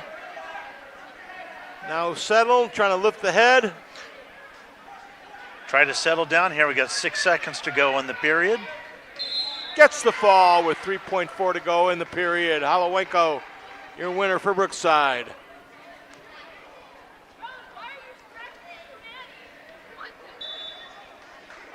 Next up on the gray mat, 160 pounds, Barron from Brookside, Rosario from Clearview. The 160-pound match here between Braylon Barron from Brookside, Rosario from Clearview.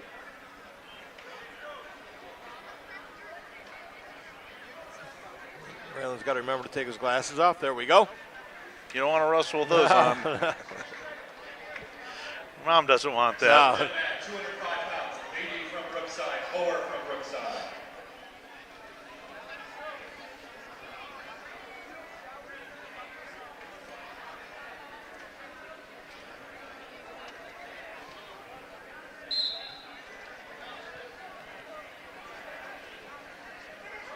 Rosario quickly with the snap. Spin around behind. Rosario gets the three on Barron. Trying to sneak the half in.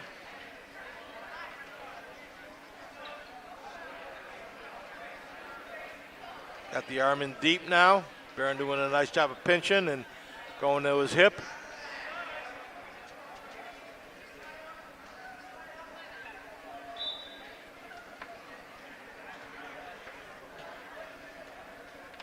Rosario keeping the pressure on there. Got the wrist rolled. Barron's got to get back to his base. Rosario jumps over with the half. He's got Barron in trouble here. Now he's got the half deep, looking for the fall.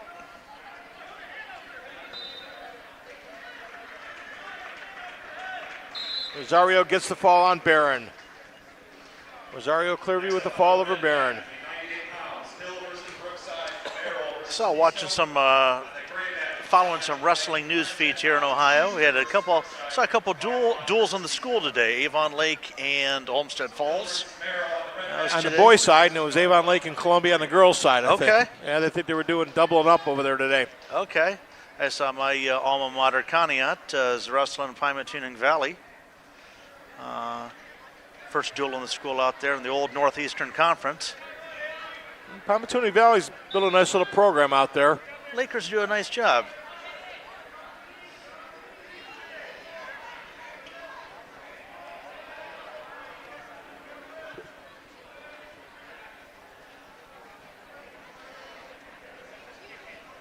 Okay, you're going to have to help me out. Who do we have here from Brookside?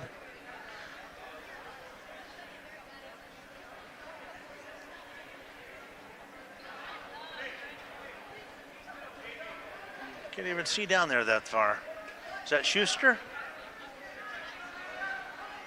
Yeah, is that Michael Schuster from Brookside? And we don't have that one listed, but that's okay. We'll go with it. And we got the shadow wrestling.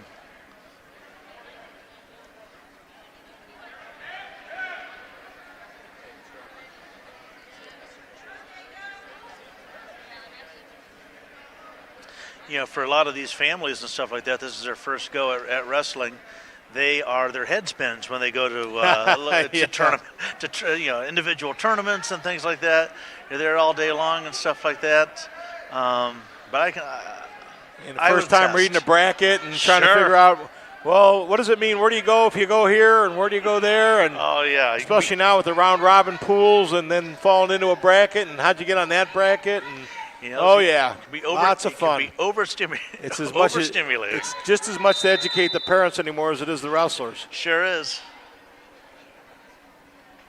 I have lots of families who will say, like, they just enjoy the sport. It is something unique. It's an individual sport and you are on a team, right? And it is just something that their kids find success, and really, it's really, I've watched kids who have never participated in any type of organized sport or activity. They get their first go at wrestling in middle school and they just take off. It's been something really enjoyable to watch. And I'm old school. My first wrestling camp, I was 8 years old, and it was Casey Corrigan, the head coach at Norwalk, and Tom Talbot was the head coach at Huron back then. And then I spent many summers at Cleveland State's wrestling camp when Dick Bonacci was the head coach, and we were out in the middle of Minerva for a wrestling camp, and guys like Tommy Ellert and Tony DiGiovanni and Bruce Trammell, and just some of the great people in the sport of wrestling. I try to talk to a lot of our kids about, listen, when you go out there, when you go to these camps, when you go to open mats, be a sponge, right? Really take up, really absorb what these guys are talking to you. There's a million different ways to to hit moves and finishes, see what's going to work for you, listen to them and learn, be a student of the sport. I spent many summers working at Ohio State's camp, and Russ Hellickson's one of my great friends, and just to listen to Russ's stories about the Olympics and some of the announcing and him wrestling in the Olympics and some of the international, and being Dan Gable's roommate and those types of things are just priceless. Schuster from Brookside here. Schuster with a quick takedown. He's up 3-0 on the Keystone Wrestler.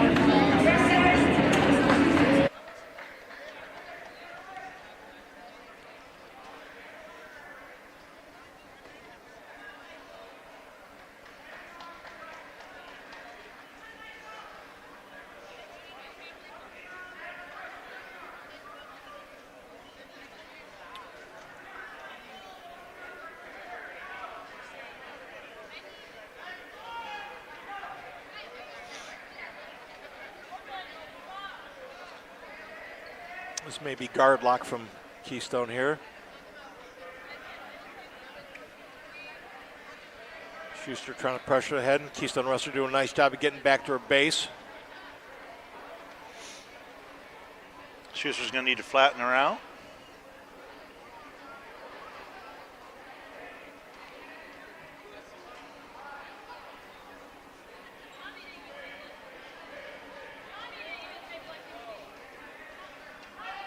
I'm a fan of, hey, if that's not working, we get behind, let's reset. Yep. Let's try a head sweep, something like that. Try to get a half in, foundation, flatten them out. Good job of Schuster in the first period, keeping the pressure on after the takedown.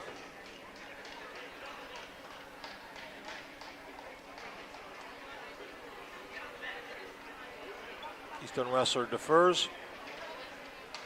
Schuster's choice. Going to go neutral.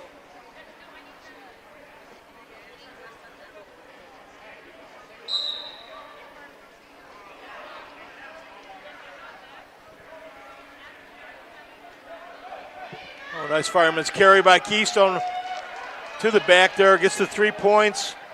It's tight on the elbow. Let it slide out there. You going to get any back points out of that? No. Referee says no. Didn't keep it there long enough.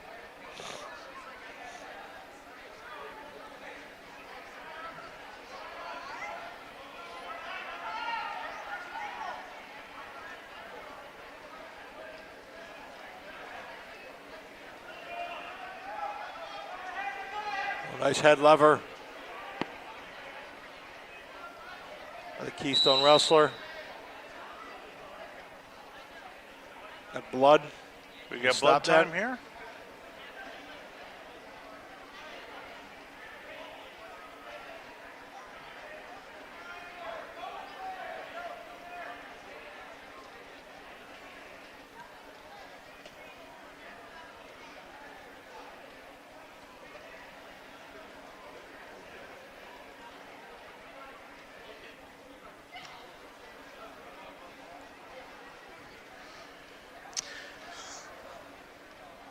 So wrestlers get 5 minutes of blood time, okay, and that's for that actually active bleeding, right? And so once the blood has stopped bleeding, then then there's no then they're on cleanup time.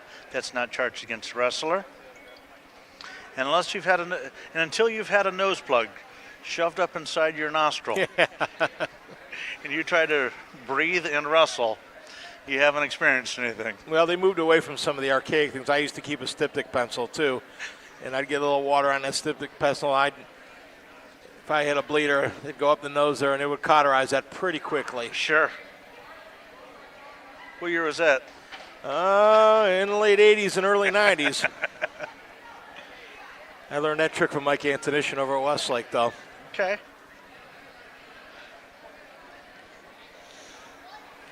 So one time when we were wrestling, Westlake was at our tournament, and Brookside used to wrestle that tournament over at Berea too, and one of the Westlake wrestlers had bit through his lip, and Mike took that styptic pencil and put it where the kid had bit through, and it immediately sealed it, and it all blew up and swelled up, and the wrestler went out and won the match. Sure. Not another drop of blood the rest of the match.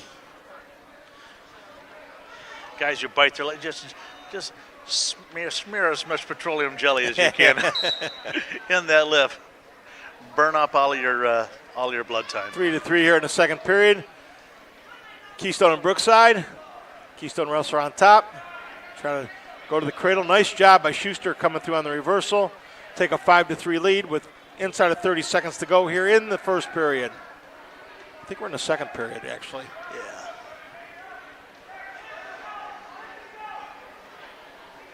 Schuster really pressuring at half again.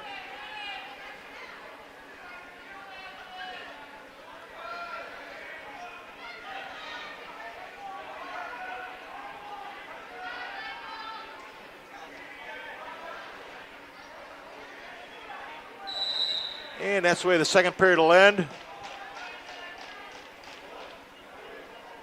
It'll be Keystone's choice in the third period. We're going to go neutral. 5-3.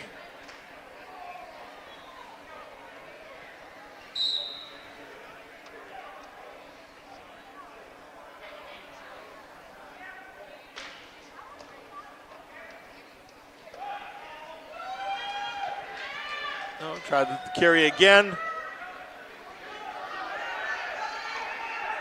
Trying to finish the takedown here. Schuster's in some trouble. Takedown by Keystone. She's got him on his back. She picked up the far elbow. Looking for the fall.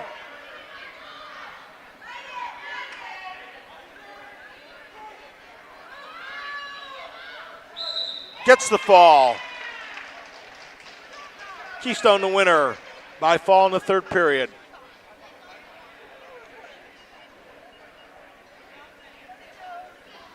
Way to wrestle all the way to the end, you know, for Keystone. Yep.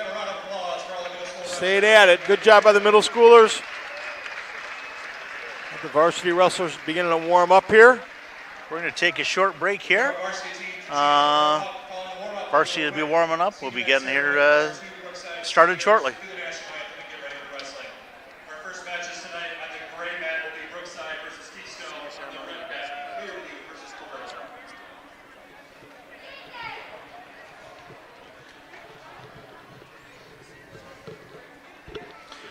We are going to have some senior recognition tonight. We got 2 wrestlers for Brookside, Braden Schultz, Captain Luke Walls.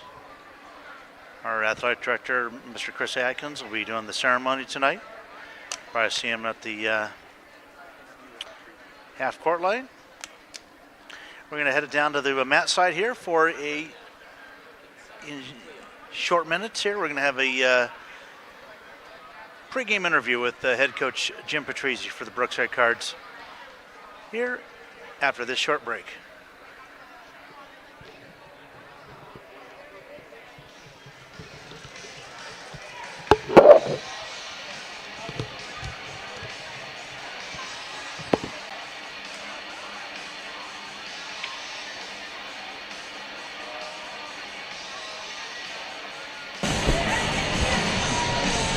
Hi, my name is Cleo and I'm here with Mr. Patrizzi.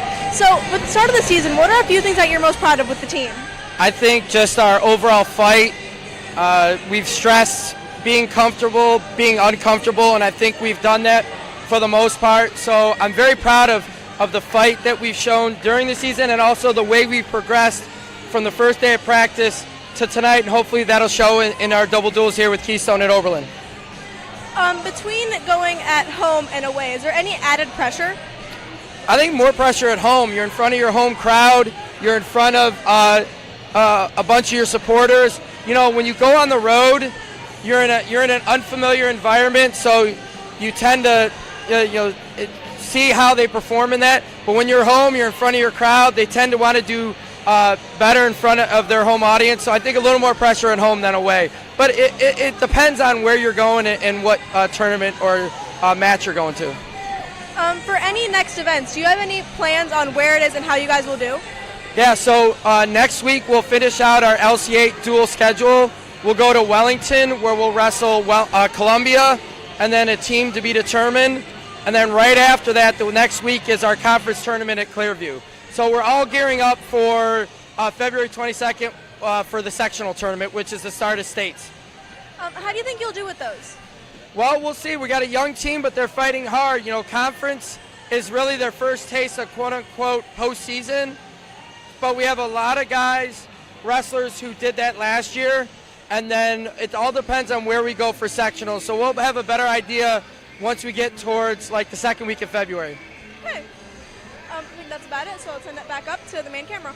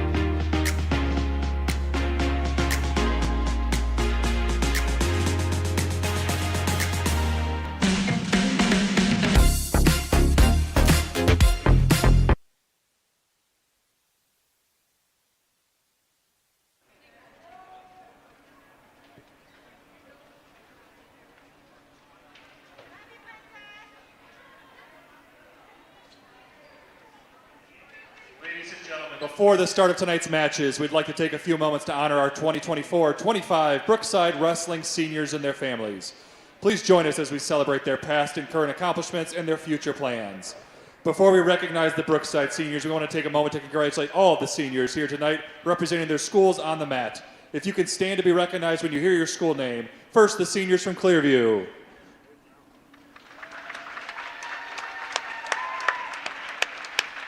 Next, the seniors from Keystone.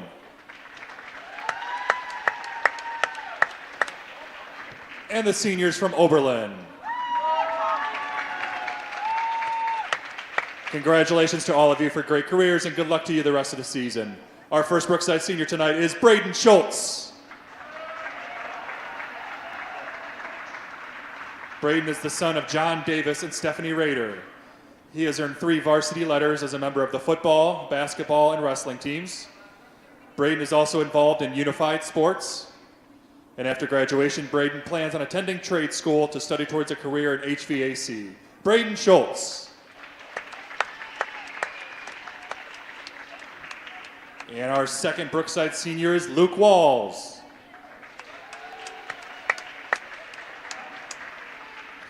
Luke is the son of Pat and Brandy Bowers. He has earned 3 varsity letters as a member of the football and wrestling teams. And after graduation, Luke plans on joining a trade union and beginning a career in masonry. Luke Walls.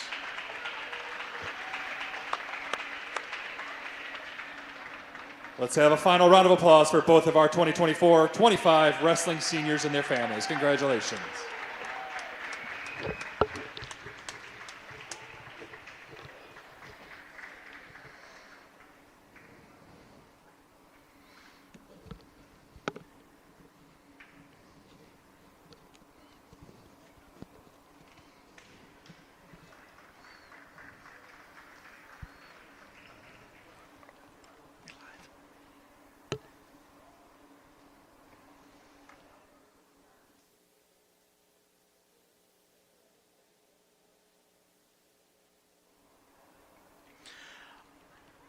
All right, we're finishing up senior wrestler recognition here at the Birdcage here at Brookside High School. We're going to be starting our varsity matchup. On the gray mat, we're going to have Brookside is going to be wrestling Keystone. And on the red mat, we're going to have Clearview wrestling Oberlin. Tonight's district video crew. Running tonight's district video. Getting ready here for the Star Spangled Banner.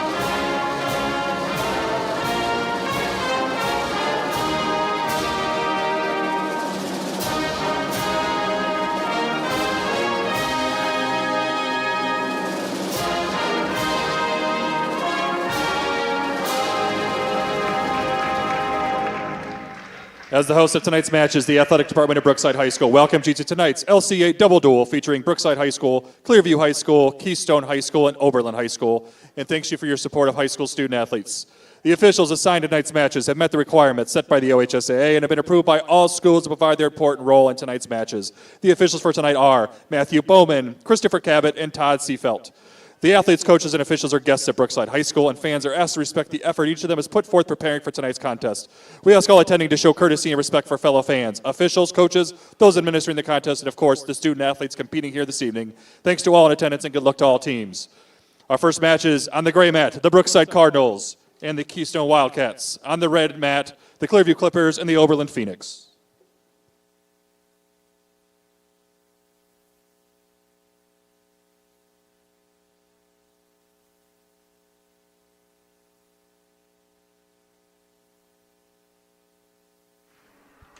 On the gray mat here, we just had the flip of the disc. Looks like Keystone's going to get their choice. I didn't hear whether they said even or odd, but the official knows.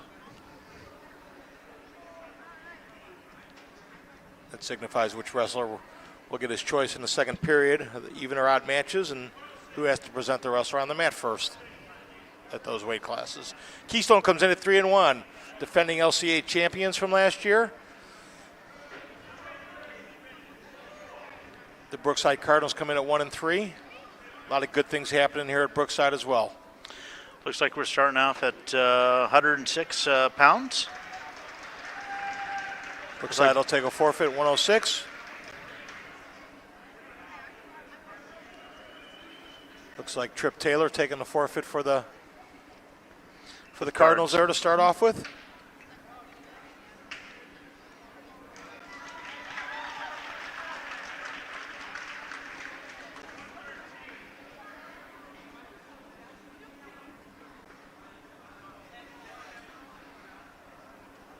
And Keystone takes a forfeit at 113, and I'm going to say it's 120. It's 113, 120. 113, 120. Take back-to-back forfeits there. So we're up to, should be up to 126, I think. And this is Trevor Taylor for the. This is going to be Luke Walls Luke here. Walls, the senior, just recognized Senior here. captain here at 132 pounds, Luke Walls.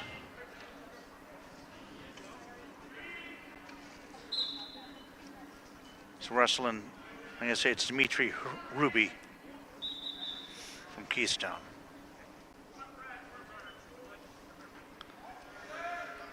Ruby in deep on the double.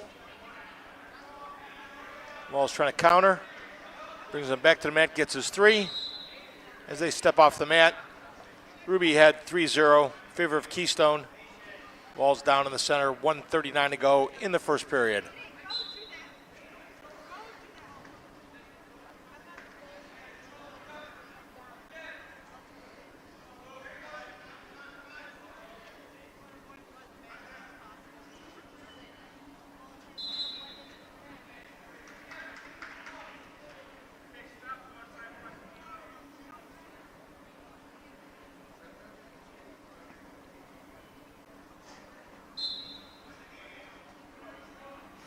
Locking hands call.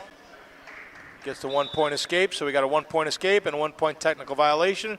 Make it 3-2, favor of Dimitri Ruby of Keystone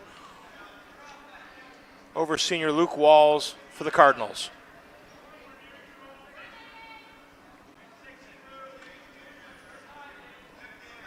Long shot outside single, switches off, tries to drive across. Walls doing a nice job of kind of crabbing over top. Now he bails. Gives up the 3, 6-2, favor of Ruby of Keystone. Just less than a minute in the first period.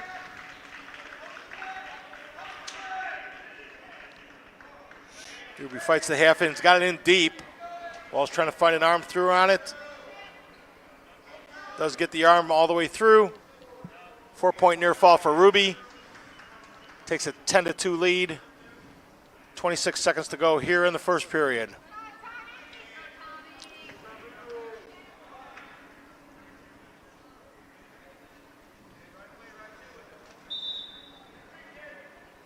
Jim Patrizzi, the first-year head coach for the Cardinals, taking over from my partner here, Andrew Smith, this year. And as I teased Chris Vondruska a little bit earlier in the season on the radio show, he is now the long tooth of the LC8, the veteran coach here and the most veteran coach in the LC8. He's been at Keystone for a while. Oh, double-digit years, I know. We talked about it. I teased him a little bit, and he took it pretty well, so. 10-2 as we start the second period, neutral position.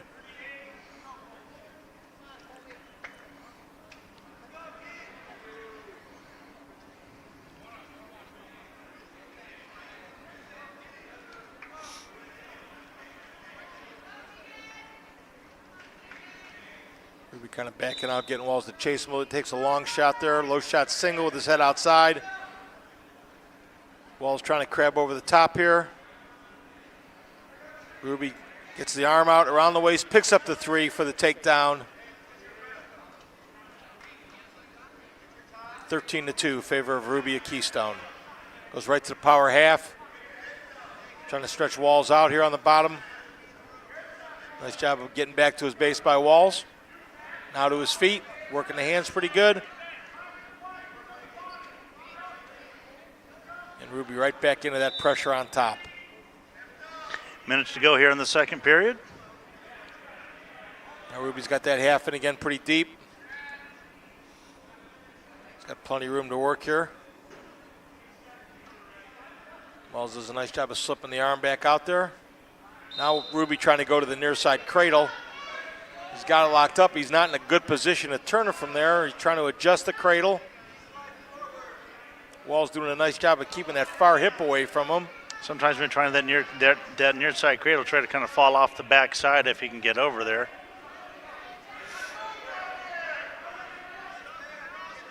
Nice job by Walls of not getting turned there. Now he's on the hands and to his feet, working to get his 1. Ruby lifts, brings him back to the mat. 10 seconds to go here in the second and period. They cut off the mat. Short time here to go in the second period.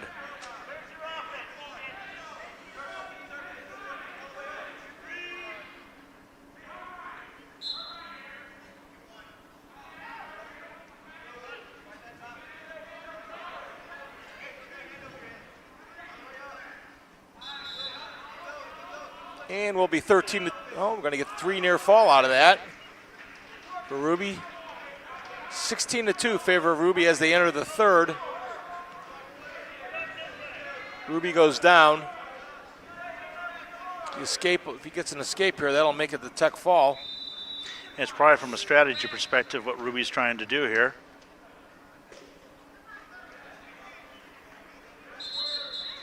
Potentially dangerous. Gets to his feet and the boot's in. Referee's got to stop that right away. If that happens multiple times, we'll get a stalling call on the top man for throwing the boot in. Walls tries to jump into the cradle there. Ruby sneaks out the side door. Trying to bring Walls back to the mat. Gets the reversal to his back. They got to let this go. Looking for the fall. Walls trying to get back to his base. Got a tech fall for the Keystone. 18-2 the score. Dimitri Ruby, the winner for Keystone. You'll see that even though what was Ruby up 16-2, you know, the referee, you know, is holding those points, keeping him from, you know, if he puts him on, if Ruby puts Walls on his back, gets a pin, you know, he gets 6. Yeah, the reversal goes directly to the back. They're obliged to let that go to go for the fall points there. Yep. Elijah Lopez for the Cardinals. And Mehmet Ulupanar for, I'm not going to say that 10 times, for the Wildcats. Wrestling here at 138 pounds. Elijah Lopez, freshman here at Brookside. Lopez comes in 2-0 on the year. Conference record, 17-10 overall. Actually, last year, and Lopez has wrestled for a number of years in youth, you know, grades 3, 4, 5, 6, 7. In 8th grade, he decided that he thought he would be a basketball player, even though he's been around wrestling his entire life. And played basketball for 1 year, and then figured out that his destiny was better on the to get mats. back home here. Yep. There we go. Lopez coming off a 3-1 mark at the Akron Garfield Duels, finished in 6th place there. 5th place finish over at the Matucci Memorial Tournament over at East Lake North. 4-1 there, and 4-1 at Plymouth for a 3rd place finish. So been wrestling well the last couple weeks.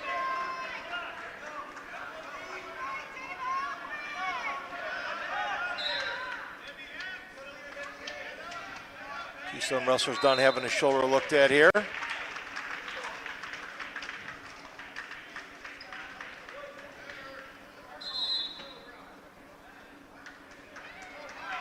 wrestling on the edge of the mat. They report back to center.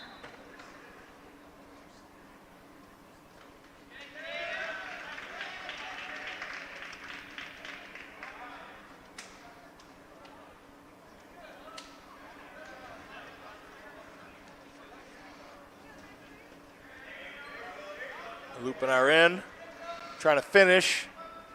Nice job of scrambling by Lopez on that one. Nice Coming out front, scramble. good little scramble, staying with it, not conceding the takedown there.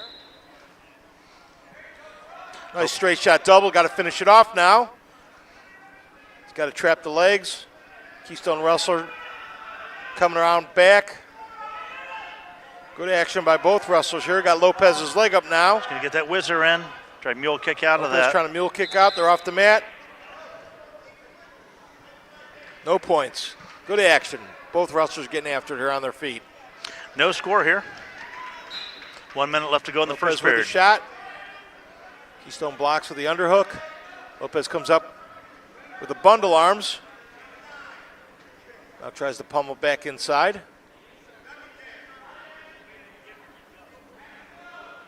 Lopez going in. Oh, nice. Oh, he's going to say, did not give him the takedown. Nice pummel inside, and he blew the whistle. I think he knows he should have let that one go a little bit. He said that Lopez stepped out of bounds as long as, oh, wow, that was a tough one not to get right there. Put that one on the replay. Got a stalling warning on the Keystone wrestler now. Backing up, you giving ground to the guy. They're going to hit you for stalling. Yep. They want you circling inside.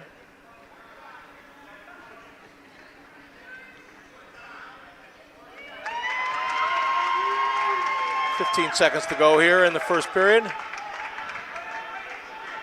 Lopez trying to come around, get the boot in. They try to cross him over there. Trying to get the back exposed. Gets his three. Nice job of staying with it by Elijah Lopez there to get his three in the period. Up 3-0 on that one. Be green choice. He defers to Lopez. Lopez is going to choose top. Top position.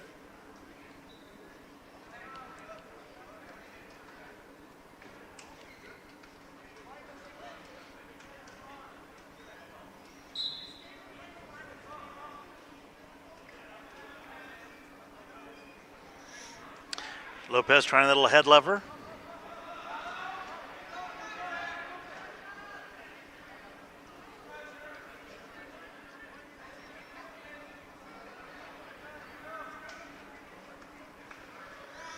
Lopez now kind of get the boot in. Good job of getting some pressure up on the Keystone wrestler. Got the wrist rolled, trying to pop the wrist out the side here. Keystone wrestler has a stalling warning. Lopez keeping the pressure on him here. Now he kicks him out. 3-1, Lopez's lead.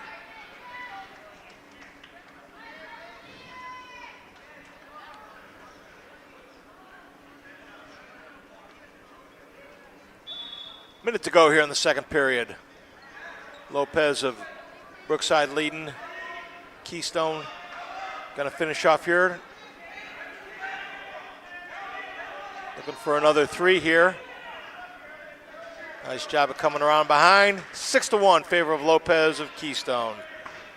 Lopez of Cardinal. Brookside Cardinals. Something like that. Yeah, one of those birds, I right? keep shouting school names. I'll hit it sooner or later. Lopez, good pressure on there with the half. Oh, he's getting the turn here. Gets the fall on the edge of the mat. Great job by Lopez. Boy, the Keystone wrestler relaxed for a second. Lopez right into that half and turned him right over. Great job of keeping the pressure on. Pin it just over 3.5 minutes. Elijah Lopez with the fall for the Cardinals there. Next up for the Cardinals, we got Aiden Smith wrestling 144 pounds. Andrew Schertle, Keystone. Smith comes in 11-13 on the season. Off a fourth place finish at Akron Garfield, going 2-2.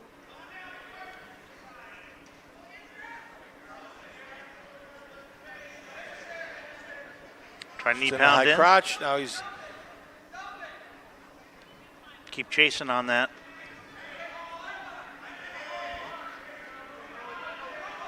Sherdell blocking there with the underhook. No score. Back to neutral, working center.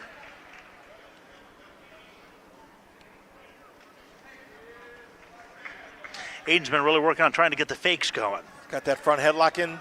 Got to get his head in the hole there. One of the things he's been Stretch him working nice, on in practice. trying to throw it by, keeping the pressure on Sherdell. Now he pulls it inside. Sherdell steps around for the takedown. Got a little sloppy.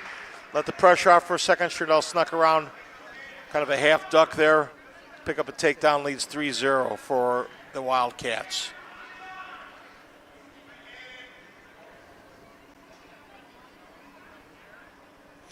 Sherdell with the 2-on-1, keeping the pressure on. Smith here.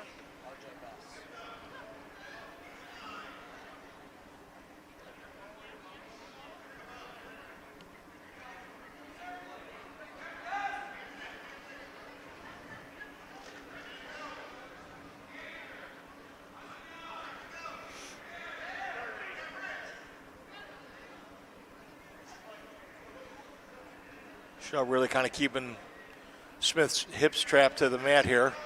Inside of 20 seconds to go in the first period.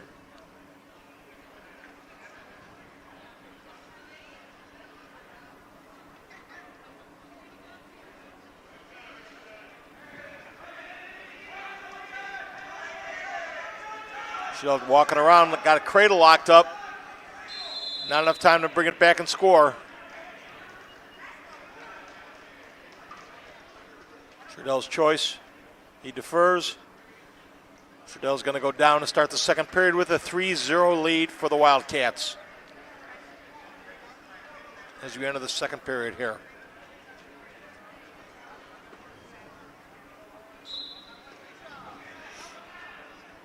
Sherdell stopping the first move there. Smith stopping the first move, waiting for his hips to pop, looks like he wants to throw a boot in there. Got the near side arm trapped. Smith up on his toes. Trying to do something with that cross wrist. Trying to work in a bar. Can't see. Go that tilt to the opposite side. Good pressure by Smith on that.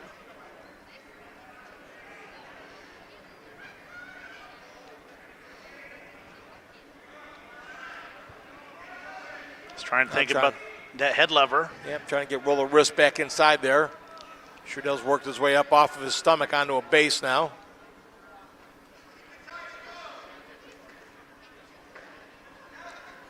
Trying to hit a roll through tilt here, not having it. Sherdell drops his hips.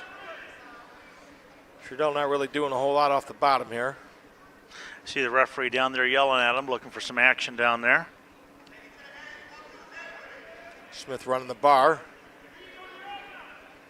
Sherdell just kind of shifting his weight back and forth.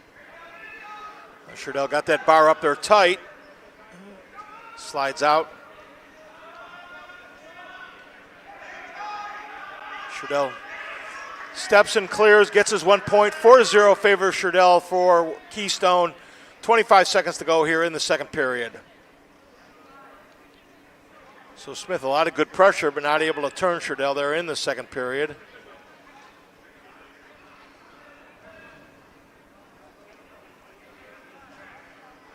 Sherdell trying to get the duck under there.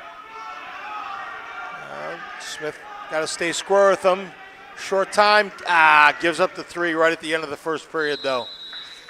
Just 7-0 favors Sherdell of Keystone as we enter the third period. Smith's going to go neutral to start the third. Oh, nice deep. Got to finish that quicker. Looking for the carry on that one. Trying to pick up the elbow. If you're going to run that All-American dive, you got to get in there, you got to finish on that. Sherdell just kind of sprawling, walks behind, gets his 3.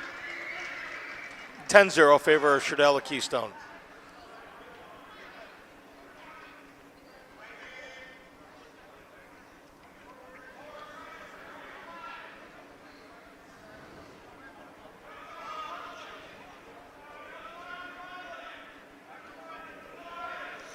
Sherdell content just to kind of keep Smith's hips strapped to the mat here. Let the clock be his friend.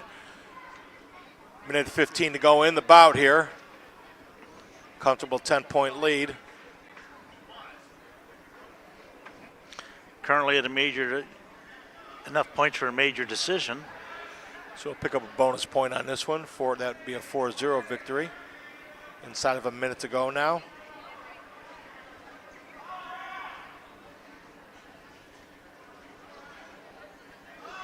I think the official wants to see some more action out of both wrestlers right now.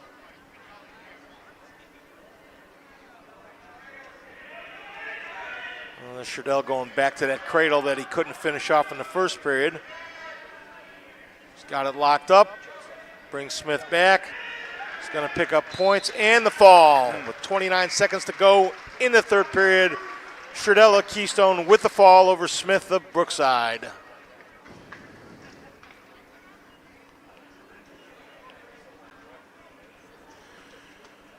Next up at 150 pounds, a sophomore from Brookside, Brandon Kooks.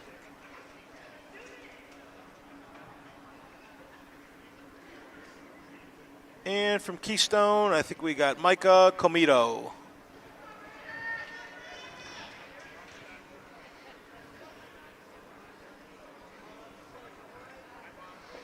The officials talking to head coach Vondruska.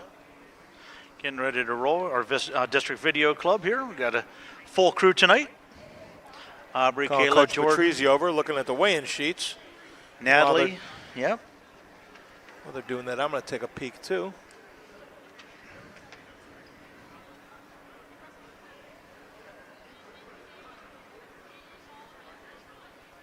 So tonight's video crew, Aubrey, Gavin, Jordan, Natalie, Alex, Octavia, Grant. See, here's the problem. Trevor, Nadia, Joseph, Cleo. Thanks for working tonight's event. Kooks weighed in at 139, which would be officially 138 because of the growth allowance. So he's bumping him up to weight class so that he would actually certify at 144 if he wrestles this bout at 150.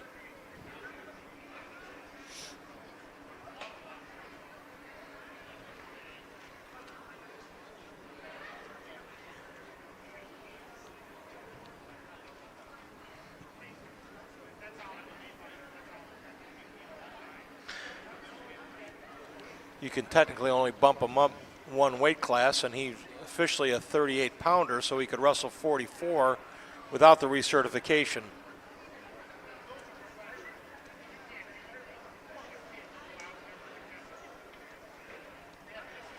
I'm certain that's what the discussion is.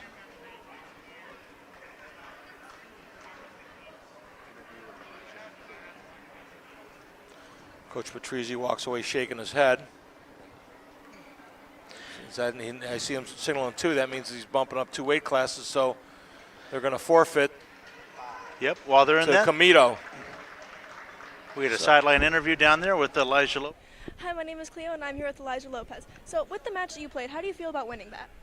I feel like it was really just a confidence booster, and just, I feel like getting back into things. How was your strategy of winning that?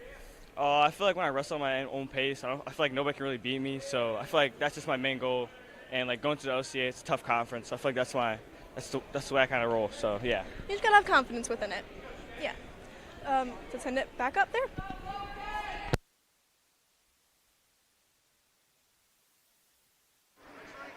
All right, back on the gray mat here. We got RJ Bess, 157 pounds, wrestling for Brookside. Logan Walls for the Wildcats. RJ comes in at 4-23 on the season. Coming off a 4th place finish at Akron Garfield. Taken down early on by Walls, 3-0.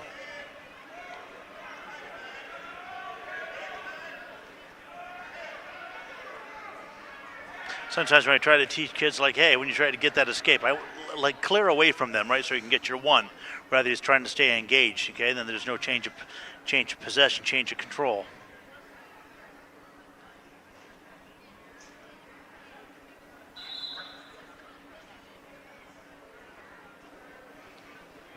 You go out of bounds.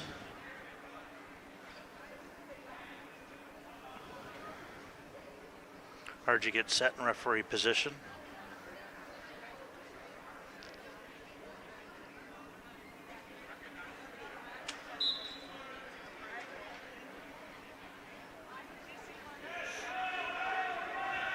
Walls pressures forward, goes right into the spiral. Best is a little bit longer. So is Walls, a little bit taller, getting stretch on him, going back to that power half. Gets the half in deep on the edge of the mat. Walls has got it in deep, lifting the head. Best trying to work the edge of the mat there.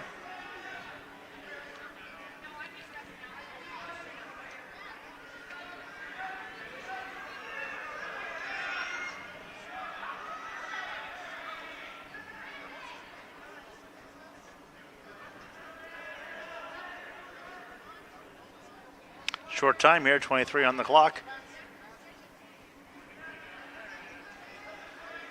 Walls gets the fall right on the edge of the mat. 17 seconds to go in the first period.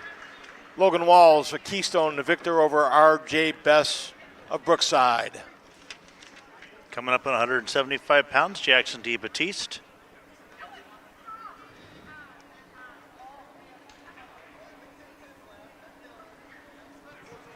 Sophomore at Brookside.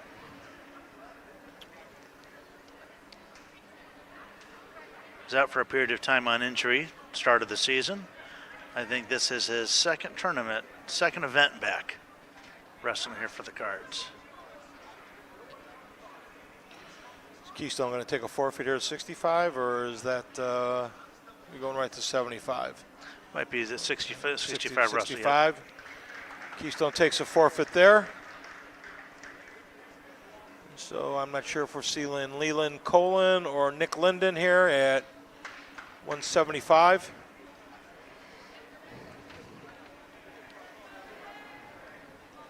Leland Colin is who we're seeing. Taking on Jackson D. Batiste.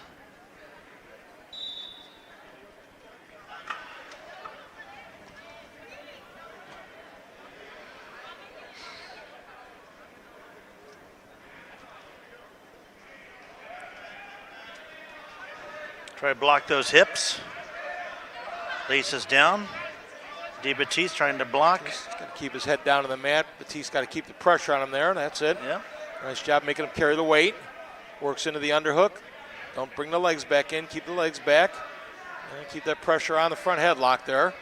Try to tap and Keep pull Batiste. maybe. Flatten him out. Got to get up on his toes and create a little more pressure.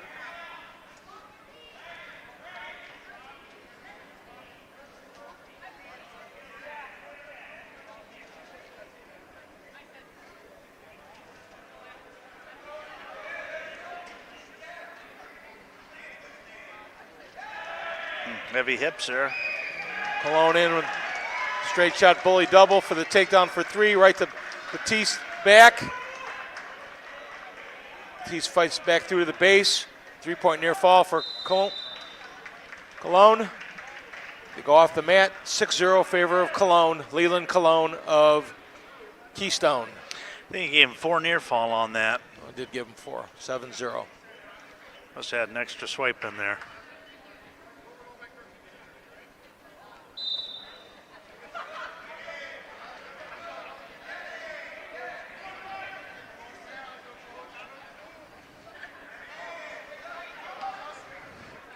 D. Batiste trying to hit a switch. It's probably the first switch I've seen all night.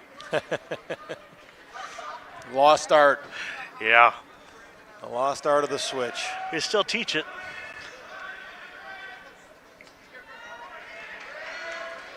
Cologne with the fall. Quick turn in the fall for Leland Cologne for the Keystone Wildcats.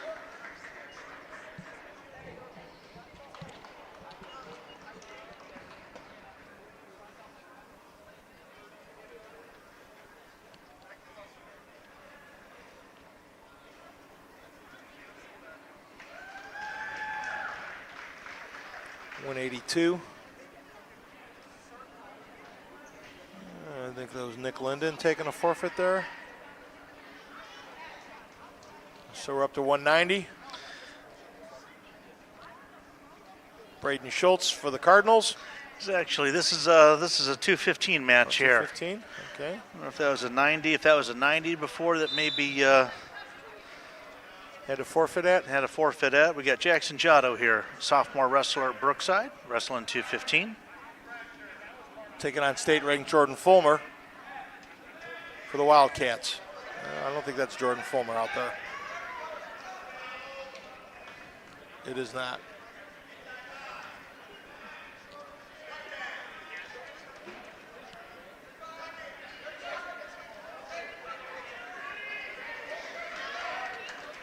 Lido with the takedown. Go ahead 3-0.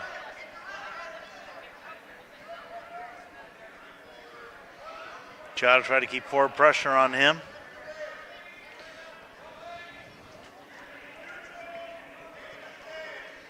We're back into the neutral position. 3-1 in favor of Lotto.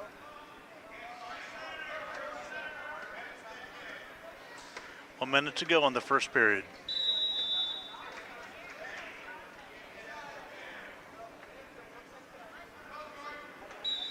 You'll see two officials on this mat. The LCA is kind of doing a wrestling mentoring program. You know, there's been a big dip in wrestling officials across the state. We're trying to really recruit. It's imperative. We really preach it to our kids who are seniors in high school.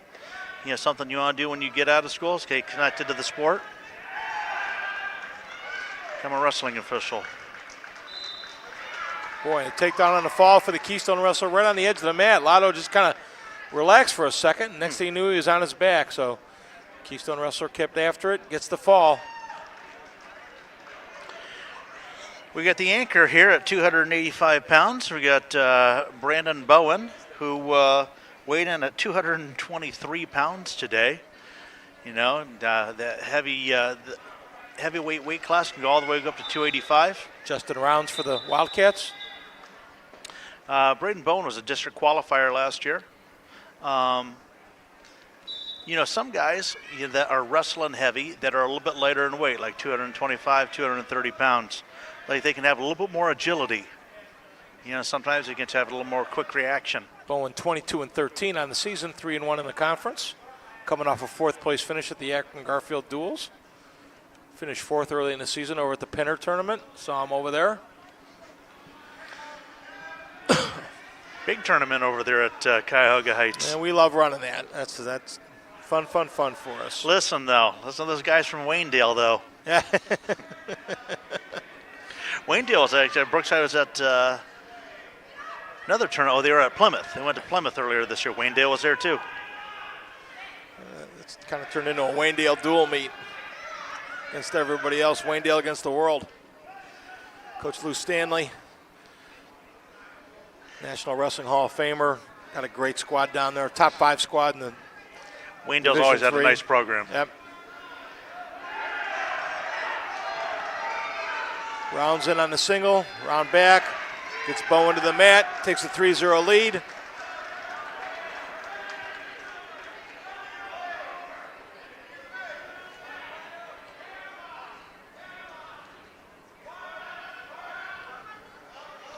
Coming up on 30 seconds left in the first period. Bowen working hard to get one here.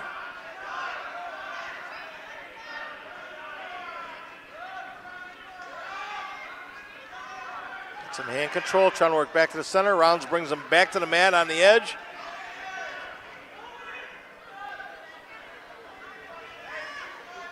We're inside of 10 seconds here to go in the first period.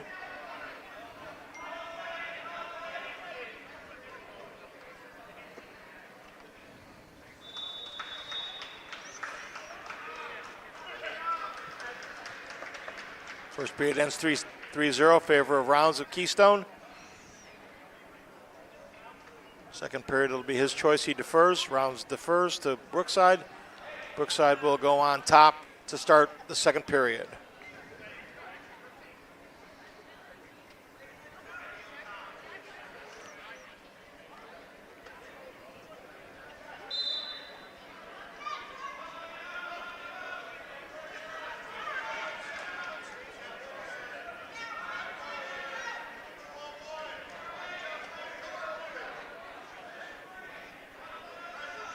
Bone keeping good pressure on Rounds right now, trying to roll a 2-on-1 in.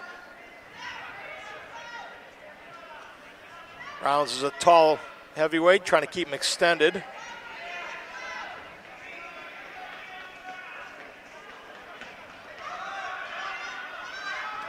Nice job of bringing him back to the mat there by Bowen. Trying to roll a wrist underneath.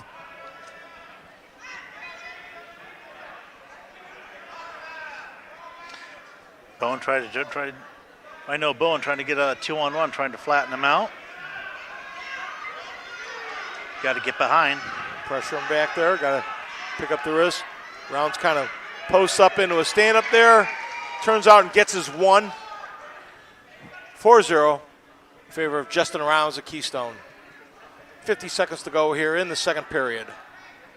Halfway through the bout. Bowen trying to work inside.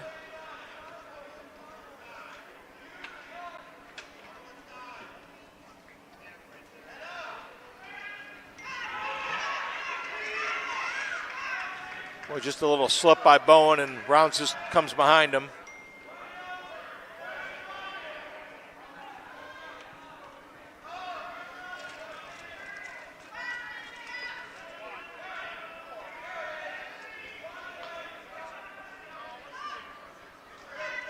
Bowen gets warned for stalling.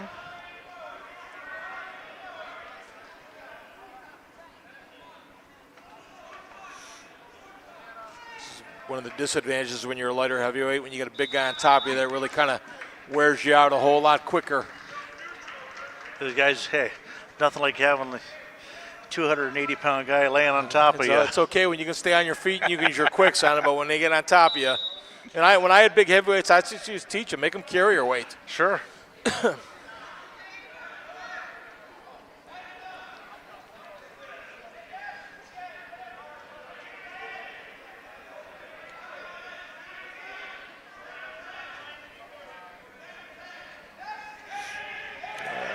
Bowen's got to keep the inside position. Turned away. Rounds does a nice job of keeping his foot in bounds to pick up the 3 on that one. That's just smart wrestling on his part. Knowing what the new rule is, knowing all he's got to do is keep a toe in to get his takedown, and he does, to take a 10-0 lead here with 1:31 to go. He's going to say, let's go neutral. I'm going to give him his 1. So it's 10-1. He's going to look for a tech fall here if he can. I think he knows Bowen's a little gassed here from having carrying his weight a little bit, so he's going to keep pressuring on him. He keeps working pummeling inside.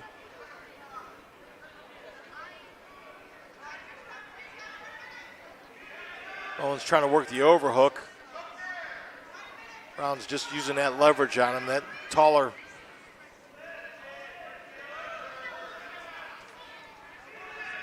I don't want to turn your hip into him. Rounds takes that snatch shingle, goes right to Bowen's back.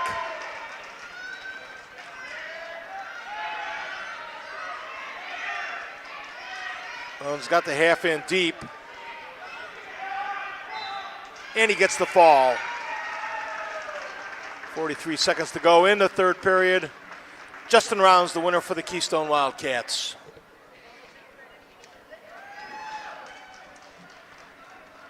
That's going to be the end of our first duel here at the Birdcage at Ferguson Gymnasium. We've got, I have to do a calculation here to see what the score of that duel was.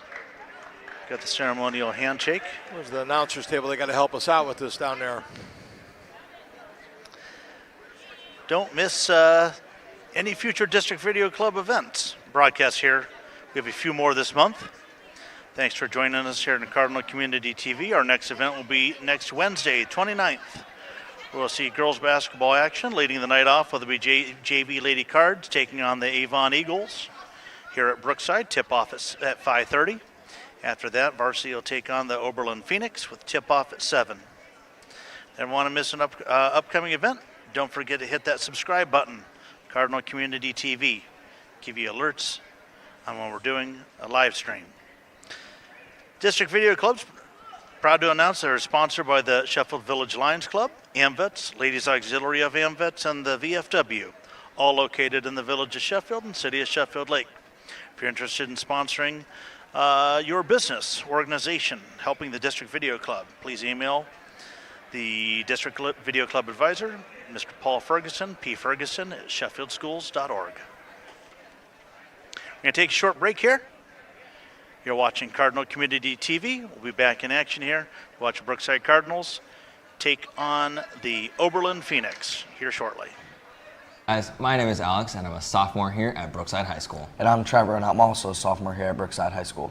We both are part of the District Video Club, and if you're tired of watching our live streams on your phone and computer and want to watch our live streams on a bigger screen, you now can watch our live streams on Roku TV, Apple TV, and Amazon Fire TV.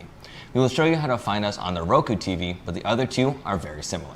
First, you'll need to find the channels icon on your home screen and open it. There will be a search channel icon and click on it. In the search bar, you will type in Boxcast. There will be a green and white icon. Click on it, and to the right, it will say Add Channel. Click on that, and then it will say Channel Added. After that, click on the Go To channel, and the app will open. And then you'll see a magnifying glass that says Search. Search for an organization, and then you will type Sheffield and see our Cardinal logo, which you will click on. And after you click on that, all BMS and BHS streams will be available. We hope you found this video helpful, and stay tuned for more ways to find our stream. Thanks for watching.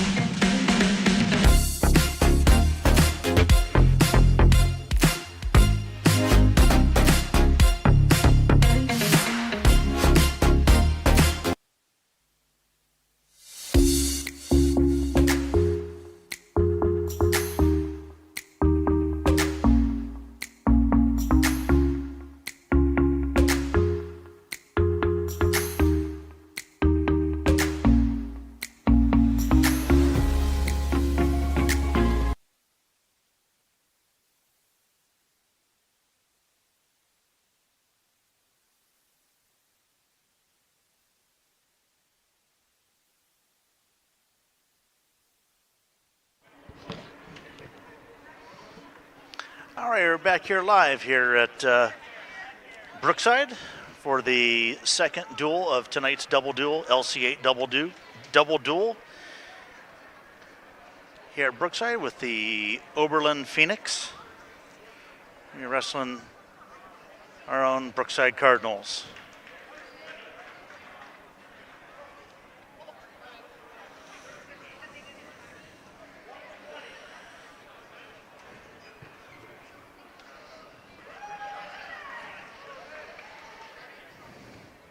If we started at 106 pounds last duel, should probably be starting at 113. I'm going to assume that's a forfeit at 113. Yep.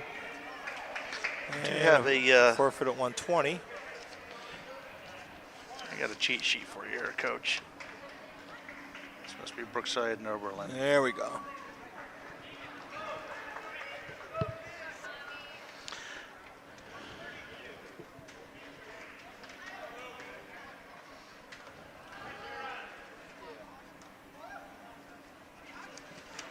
So we should be,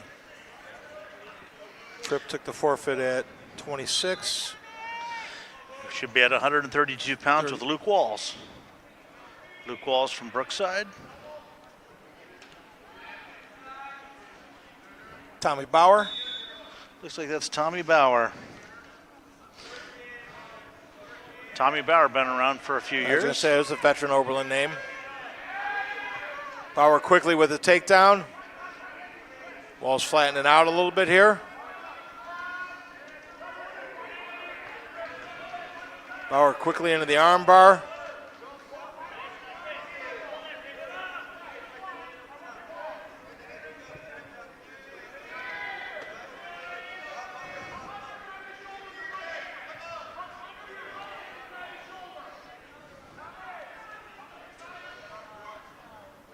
Luke Walls trying to work up on bottom. Tommy putting in that bar.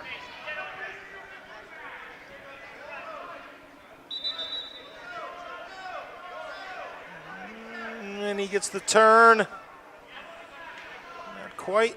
He's got to drop his hips there.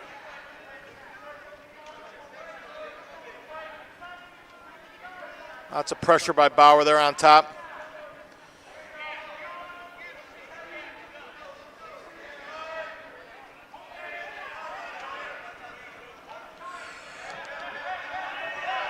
Luke Walls trying to slip those arms out. They're tight in there tight.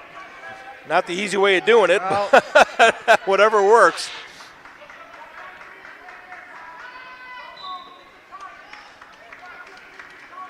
Nice job by Walls of fighting through that. 4 points for Bauer to take a 7-0 lead as we get inside of 10 seconds in the first period here.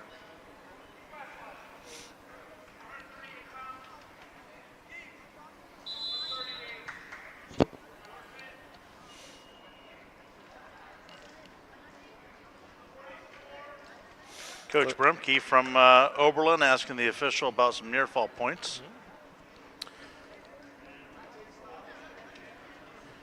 Wanted a multiple sets there. I thought that was the right call by the official, though, and he never really kind of came off his back there. That was the same set the whole way. So they only gave him 3, not 4. And maybe that's what he questioned. Tommy Bauer with the quick escape to go up 7-0 here in the second period.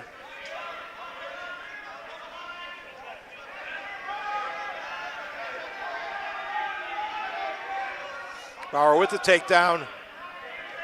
10-0 favor Tommy Bauer here in the second period.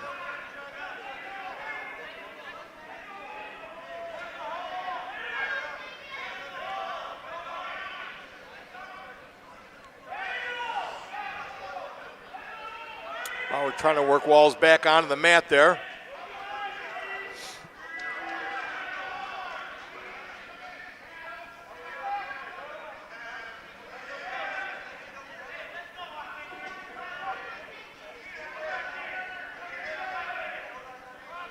Time.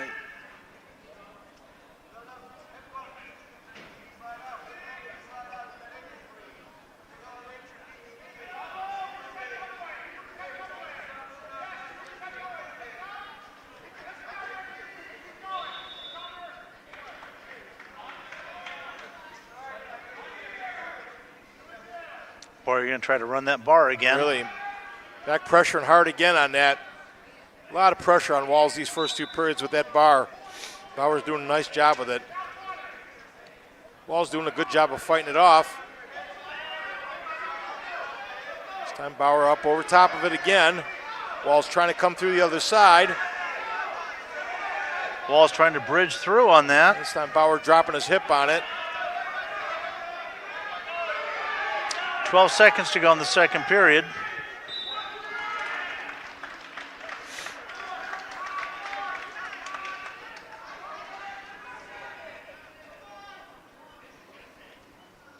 And a good job of Walls by fighting it off. Get the 4-point near fall. 14-0 favor Tommy Bauer as they enter the third period. Boyer going to choose down. See if he can get a quick escape. Go for the tech fall. Go for the tech fall. Thought maybe they might put him on top, see if they could work for the regular fall. We got a locking hands. And it turns into a reversal to his back. So the referee's going to let it go. And let Bauer work for the fall here. Base is out. It's going to be a tech fall. Tommy Bauer with the tech fall here at 132 pounds. The Phoenix leads 17-6 over the Cardinals here as we get to 138. We're going to have Elijah Lopez, 138 pounds for Brookside, going to be wrestling Colby Naroski from Oberlin.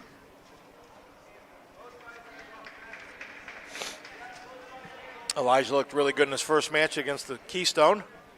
See if he can keep that momentum going for the Cardinals here.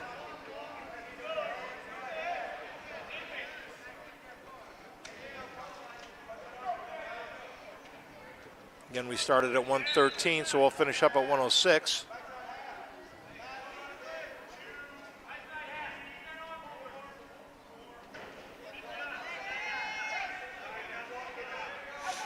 Elijah up quickly into the double underhooks, looking for the throw here.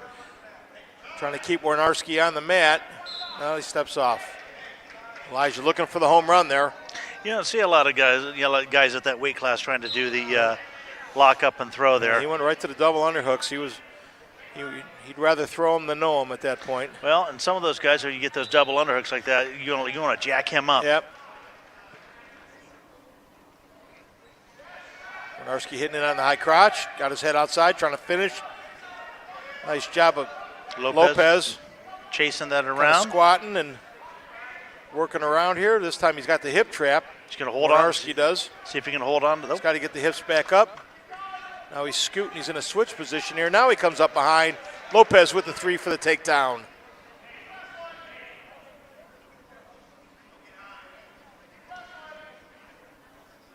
Warnarski quickly to his feet. Lopez trying to pressure him back to the mat. Go to work on him a little bit. Warnarski slides underneath. Trying to turn the corner on this. Lopez should try to block those hips. Lopez still in control on this officially. Now he's got the power half in out front. 3/4 Nelson. Does not get his 1. He'll be back down. Coach Bremke telling him, you got to clear to get your 1 there. A little too late on that. Yep.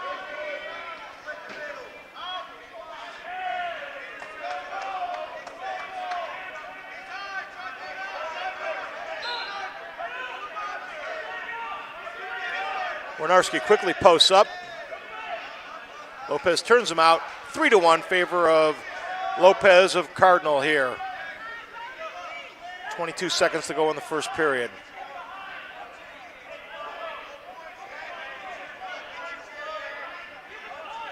If you're going to give the escape there with 22 seconds to go, you got to get on your horse and work for a takedown. Otherwise, you got to ride him out. Warnarski trying to get in for the takedown. Lopez with the whizzer. Warnarski with the lift, not able to bring him back to the mat, and that's the way the first period ends. Elijah Lopez up 3-1 over Colby Warnarski of Oberlin. Warnarski's choice in the second period, he goes down.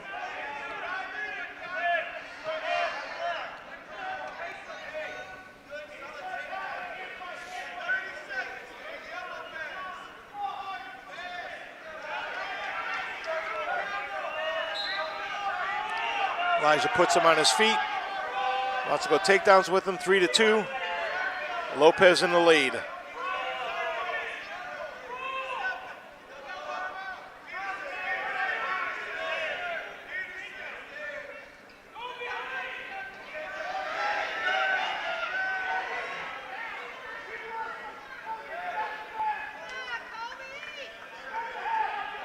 Warnarski, nice carry. Trying to finish there. Lopez fighting it off. Warnarski gets the 3. Nice fireman's carry on the edge of the mat. Lopez relaxed for a second. Leads 5-3 right now. Quickly into a switch. Going to have a locking hands call, so he's going to get the 2 for the reversal and the 1 for the locking hands on that as well. Nice job by the official letting that go. So Lopez goes back, takes a 6-5 lead.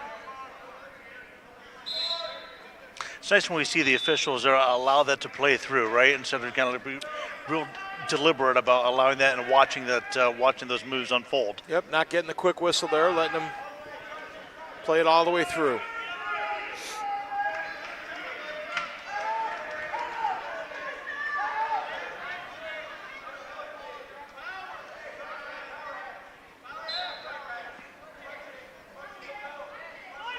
Warnarski with the escape, and we're tied up at 6-6. Inside a minute to go in the second period.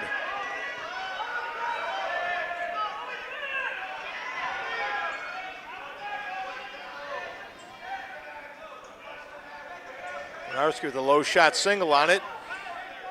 Lopez trying to keep his hips up, locking in the crotch. Trying to work his way around. Got to get Winarski's hip to the mat to do that. Winarski trying to come out the back door. Referee's probably watching that knee. Yep. We're going to get a stalemate here. Neither one's going anywhere.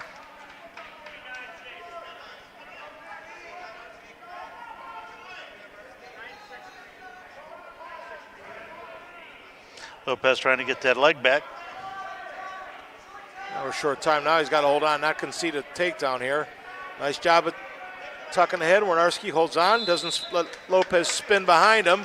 So we'll start the third period 6-6. Lopez's choice as we enter the third. He's going to go neutral to start the third period here.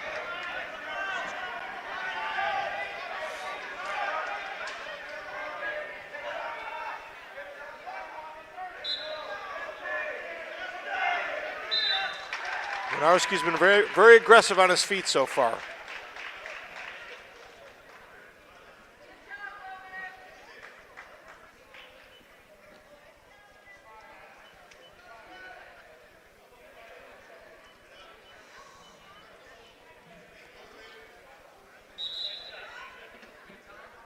Lopez grabbing at his hand there. Got injury time.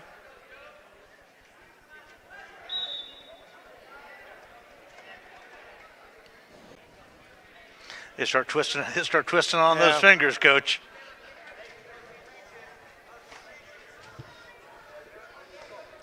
Lopez trying to work it out there.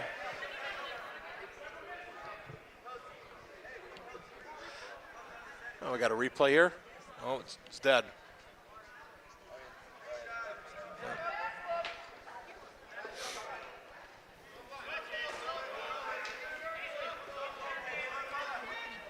I'll take your word for it that we had a replay.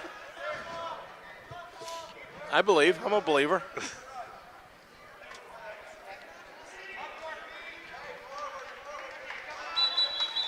Maybe a jammed finger or something like that down in there. Hopefully these guys aren't piano players.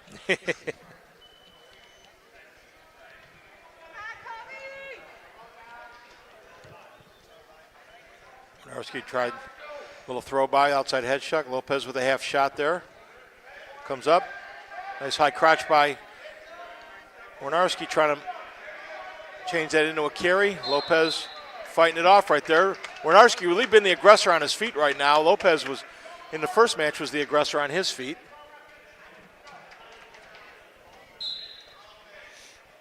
Lopez just can't seem to find an opening on Winarski right now.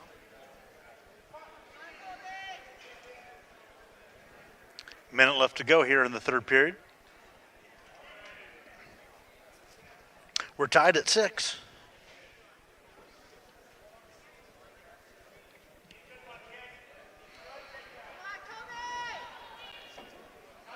Lopez working on her again, and again, Winarski drops into that high crotch. This time he's got Lopez's hips covered. Lopez has got to get his hips back up. Winarski close to getting his 3 here. He's got to get the arm across the waist. Lopez coming up in the switch. Now he's got Winarski's hip trapped. Gotta come behind here. Picks it up, gets his 3. 20 seconds to go in the bout. Lopez with the lead. Keep the leg on that Turk there.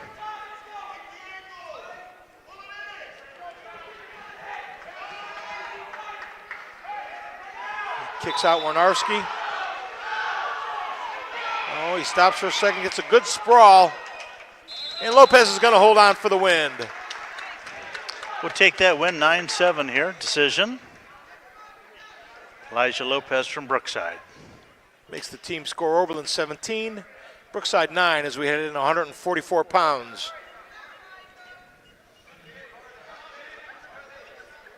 £144 here for Brookside is going to be Aiden Smith.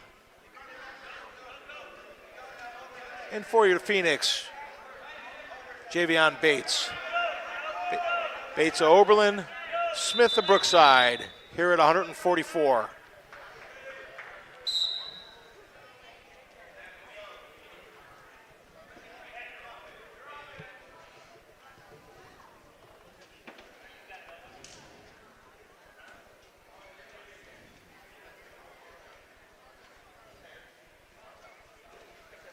Bates with a far shot, picks up the single, trying to drive in. Smith trying to lock in the crotch. They go off the mat. No points.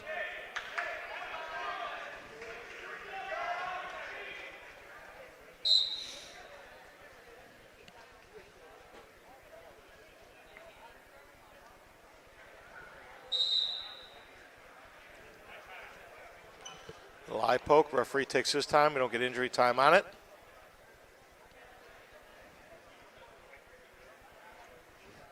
You shake hands. Thanks for poking me in the eye. Bates telling him it wasn't intentional. They're back at it.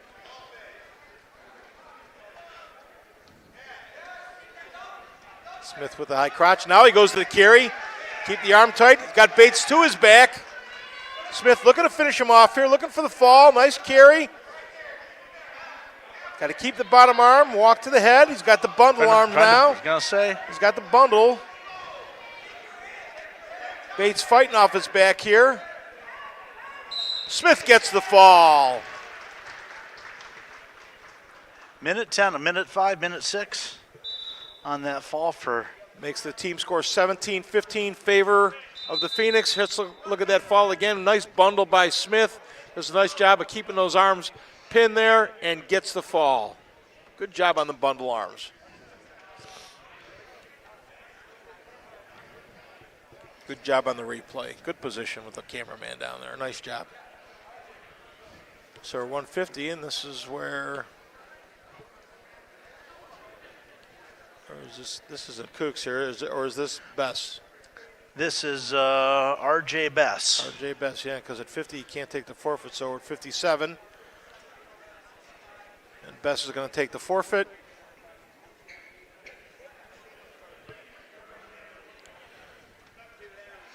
That'll give the Cardinals a lead, 21-17 in the duel. We go to 165. No 65 for Brookside. 75 is going to be Jackson DeBattiste. So the Phoenix jump back in the lead, 23-21. DeBattiste will take 6 here. So they'll jump back in the lead, 27-23. Go to 190 for the Cardinals. They'll take another forfeit here. 33-23. The Cardinals lead.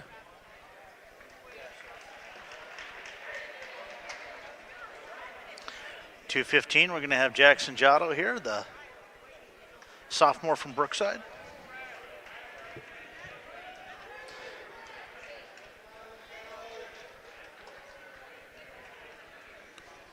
Make it 39-20. Oh, we're going to wrestle him at heavyweight. No, this is a Giotto's going to get Giotto's the forfeit going to get a forfeit here. Yeah, that's what I thought. Now we got heavies coming up.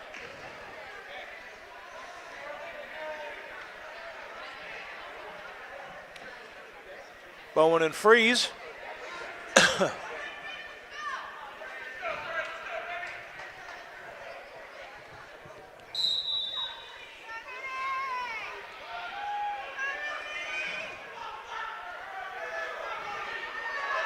Freeze quickly into the underhook.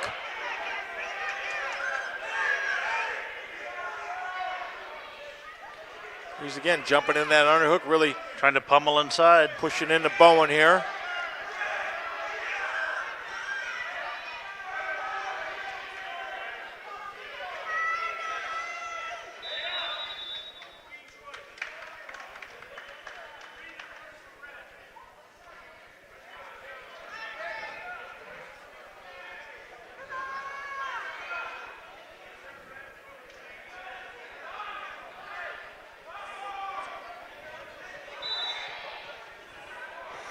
Bowen's got to pressure back in. Now he's trying to work into that single.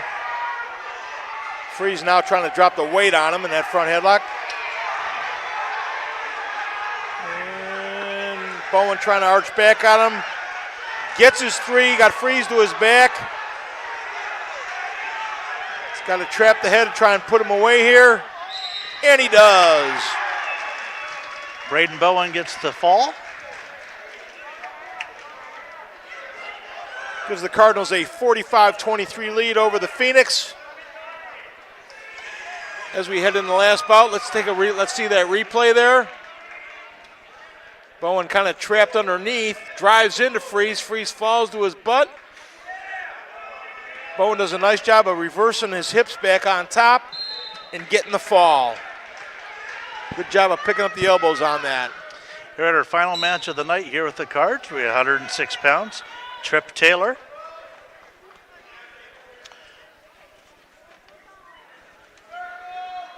Looks like, what was that, Rosie Bauer? Rose Bauer. Yep. Trip Taylor and Rose Bauer for the Phoenix.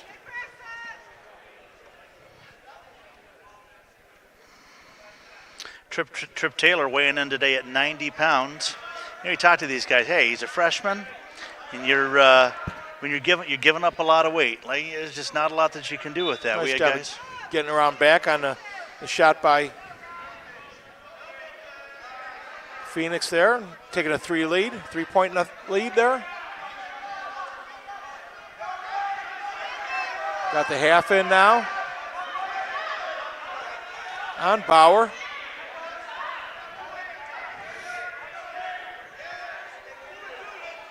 Taylor pressuring hard, coming out now. Trying to stretch Bauer out there a little bit. Chopping the near arm here. He's got the half on the far side.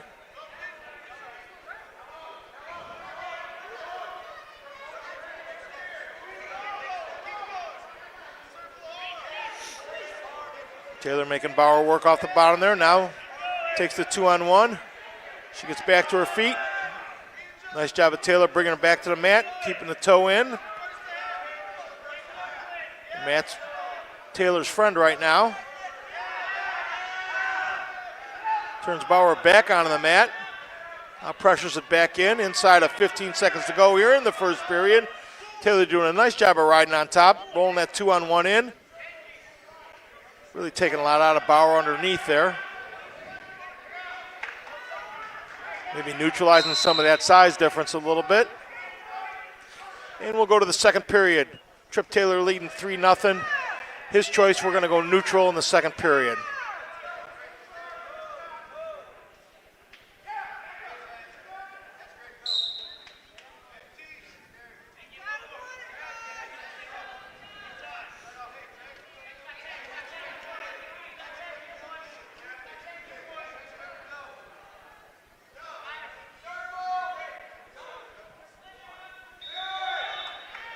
Taylor with a nice little duck under there, gets 3.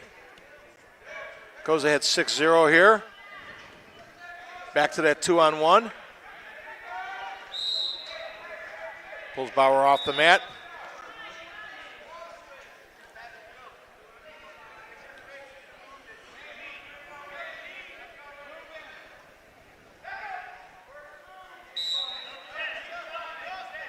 Taylor traps the near side arm off the whistle, goes right back to that 2-on-1, pressure and Bauer forward.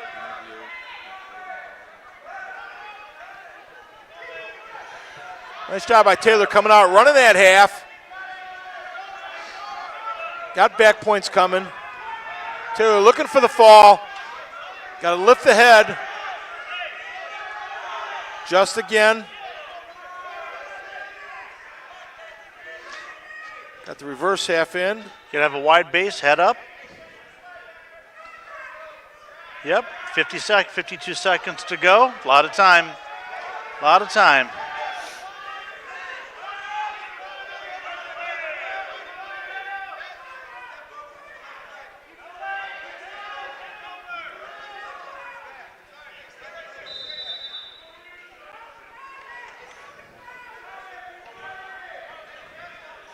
I think Taylor's arm might be keeping Bauer up off the mat there. He's not in a real clean reverse half. Gets the fall. We're going to send it down to the mat side here for a interview with heavyweight Braden Bowen.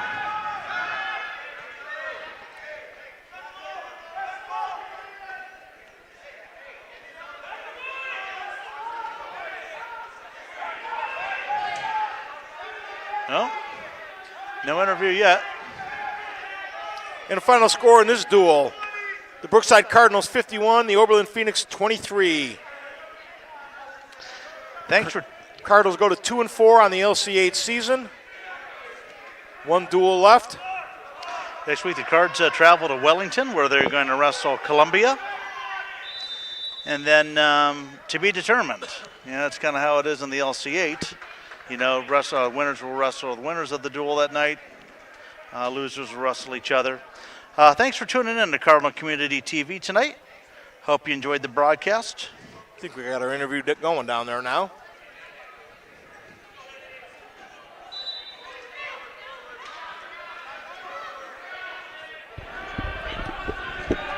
Hi, I'm down here with Braden Bowen. So with the match that you won, how do you feel about that? Pretty good. He was a tough match. He came out strong. I'm just thankful I was able to get him down and pin him.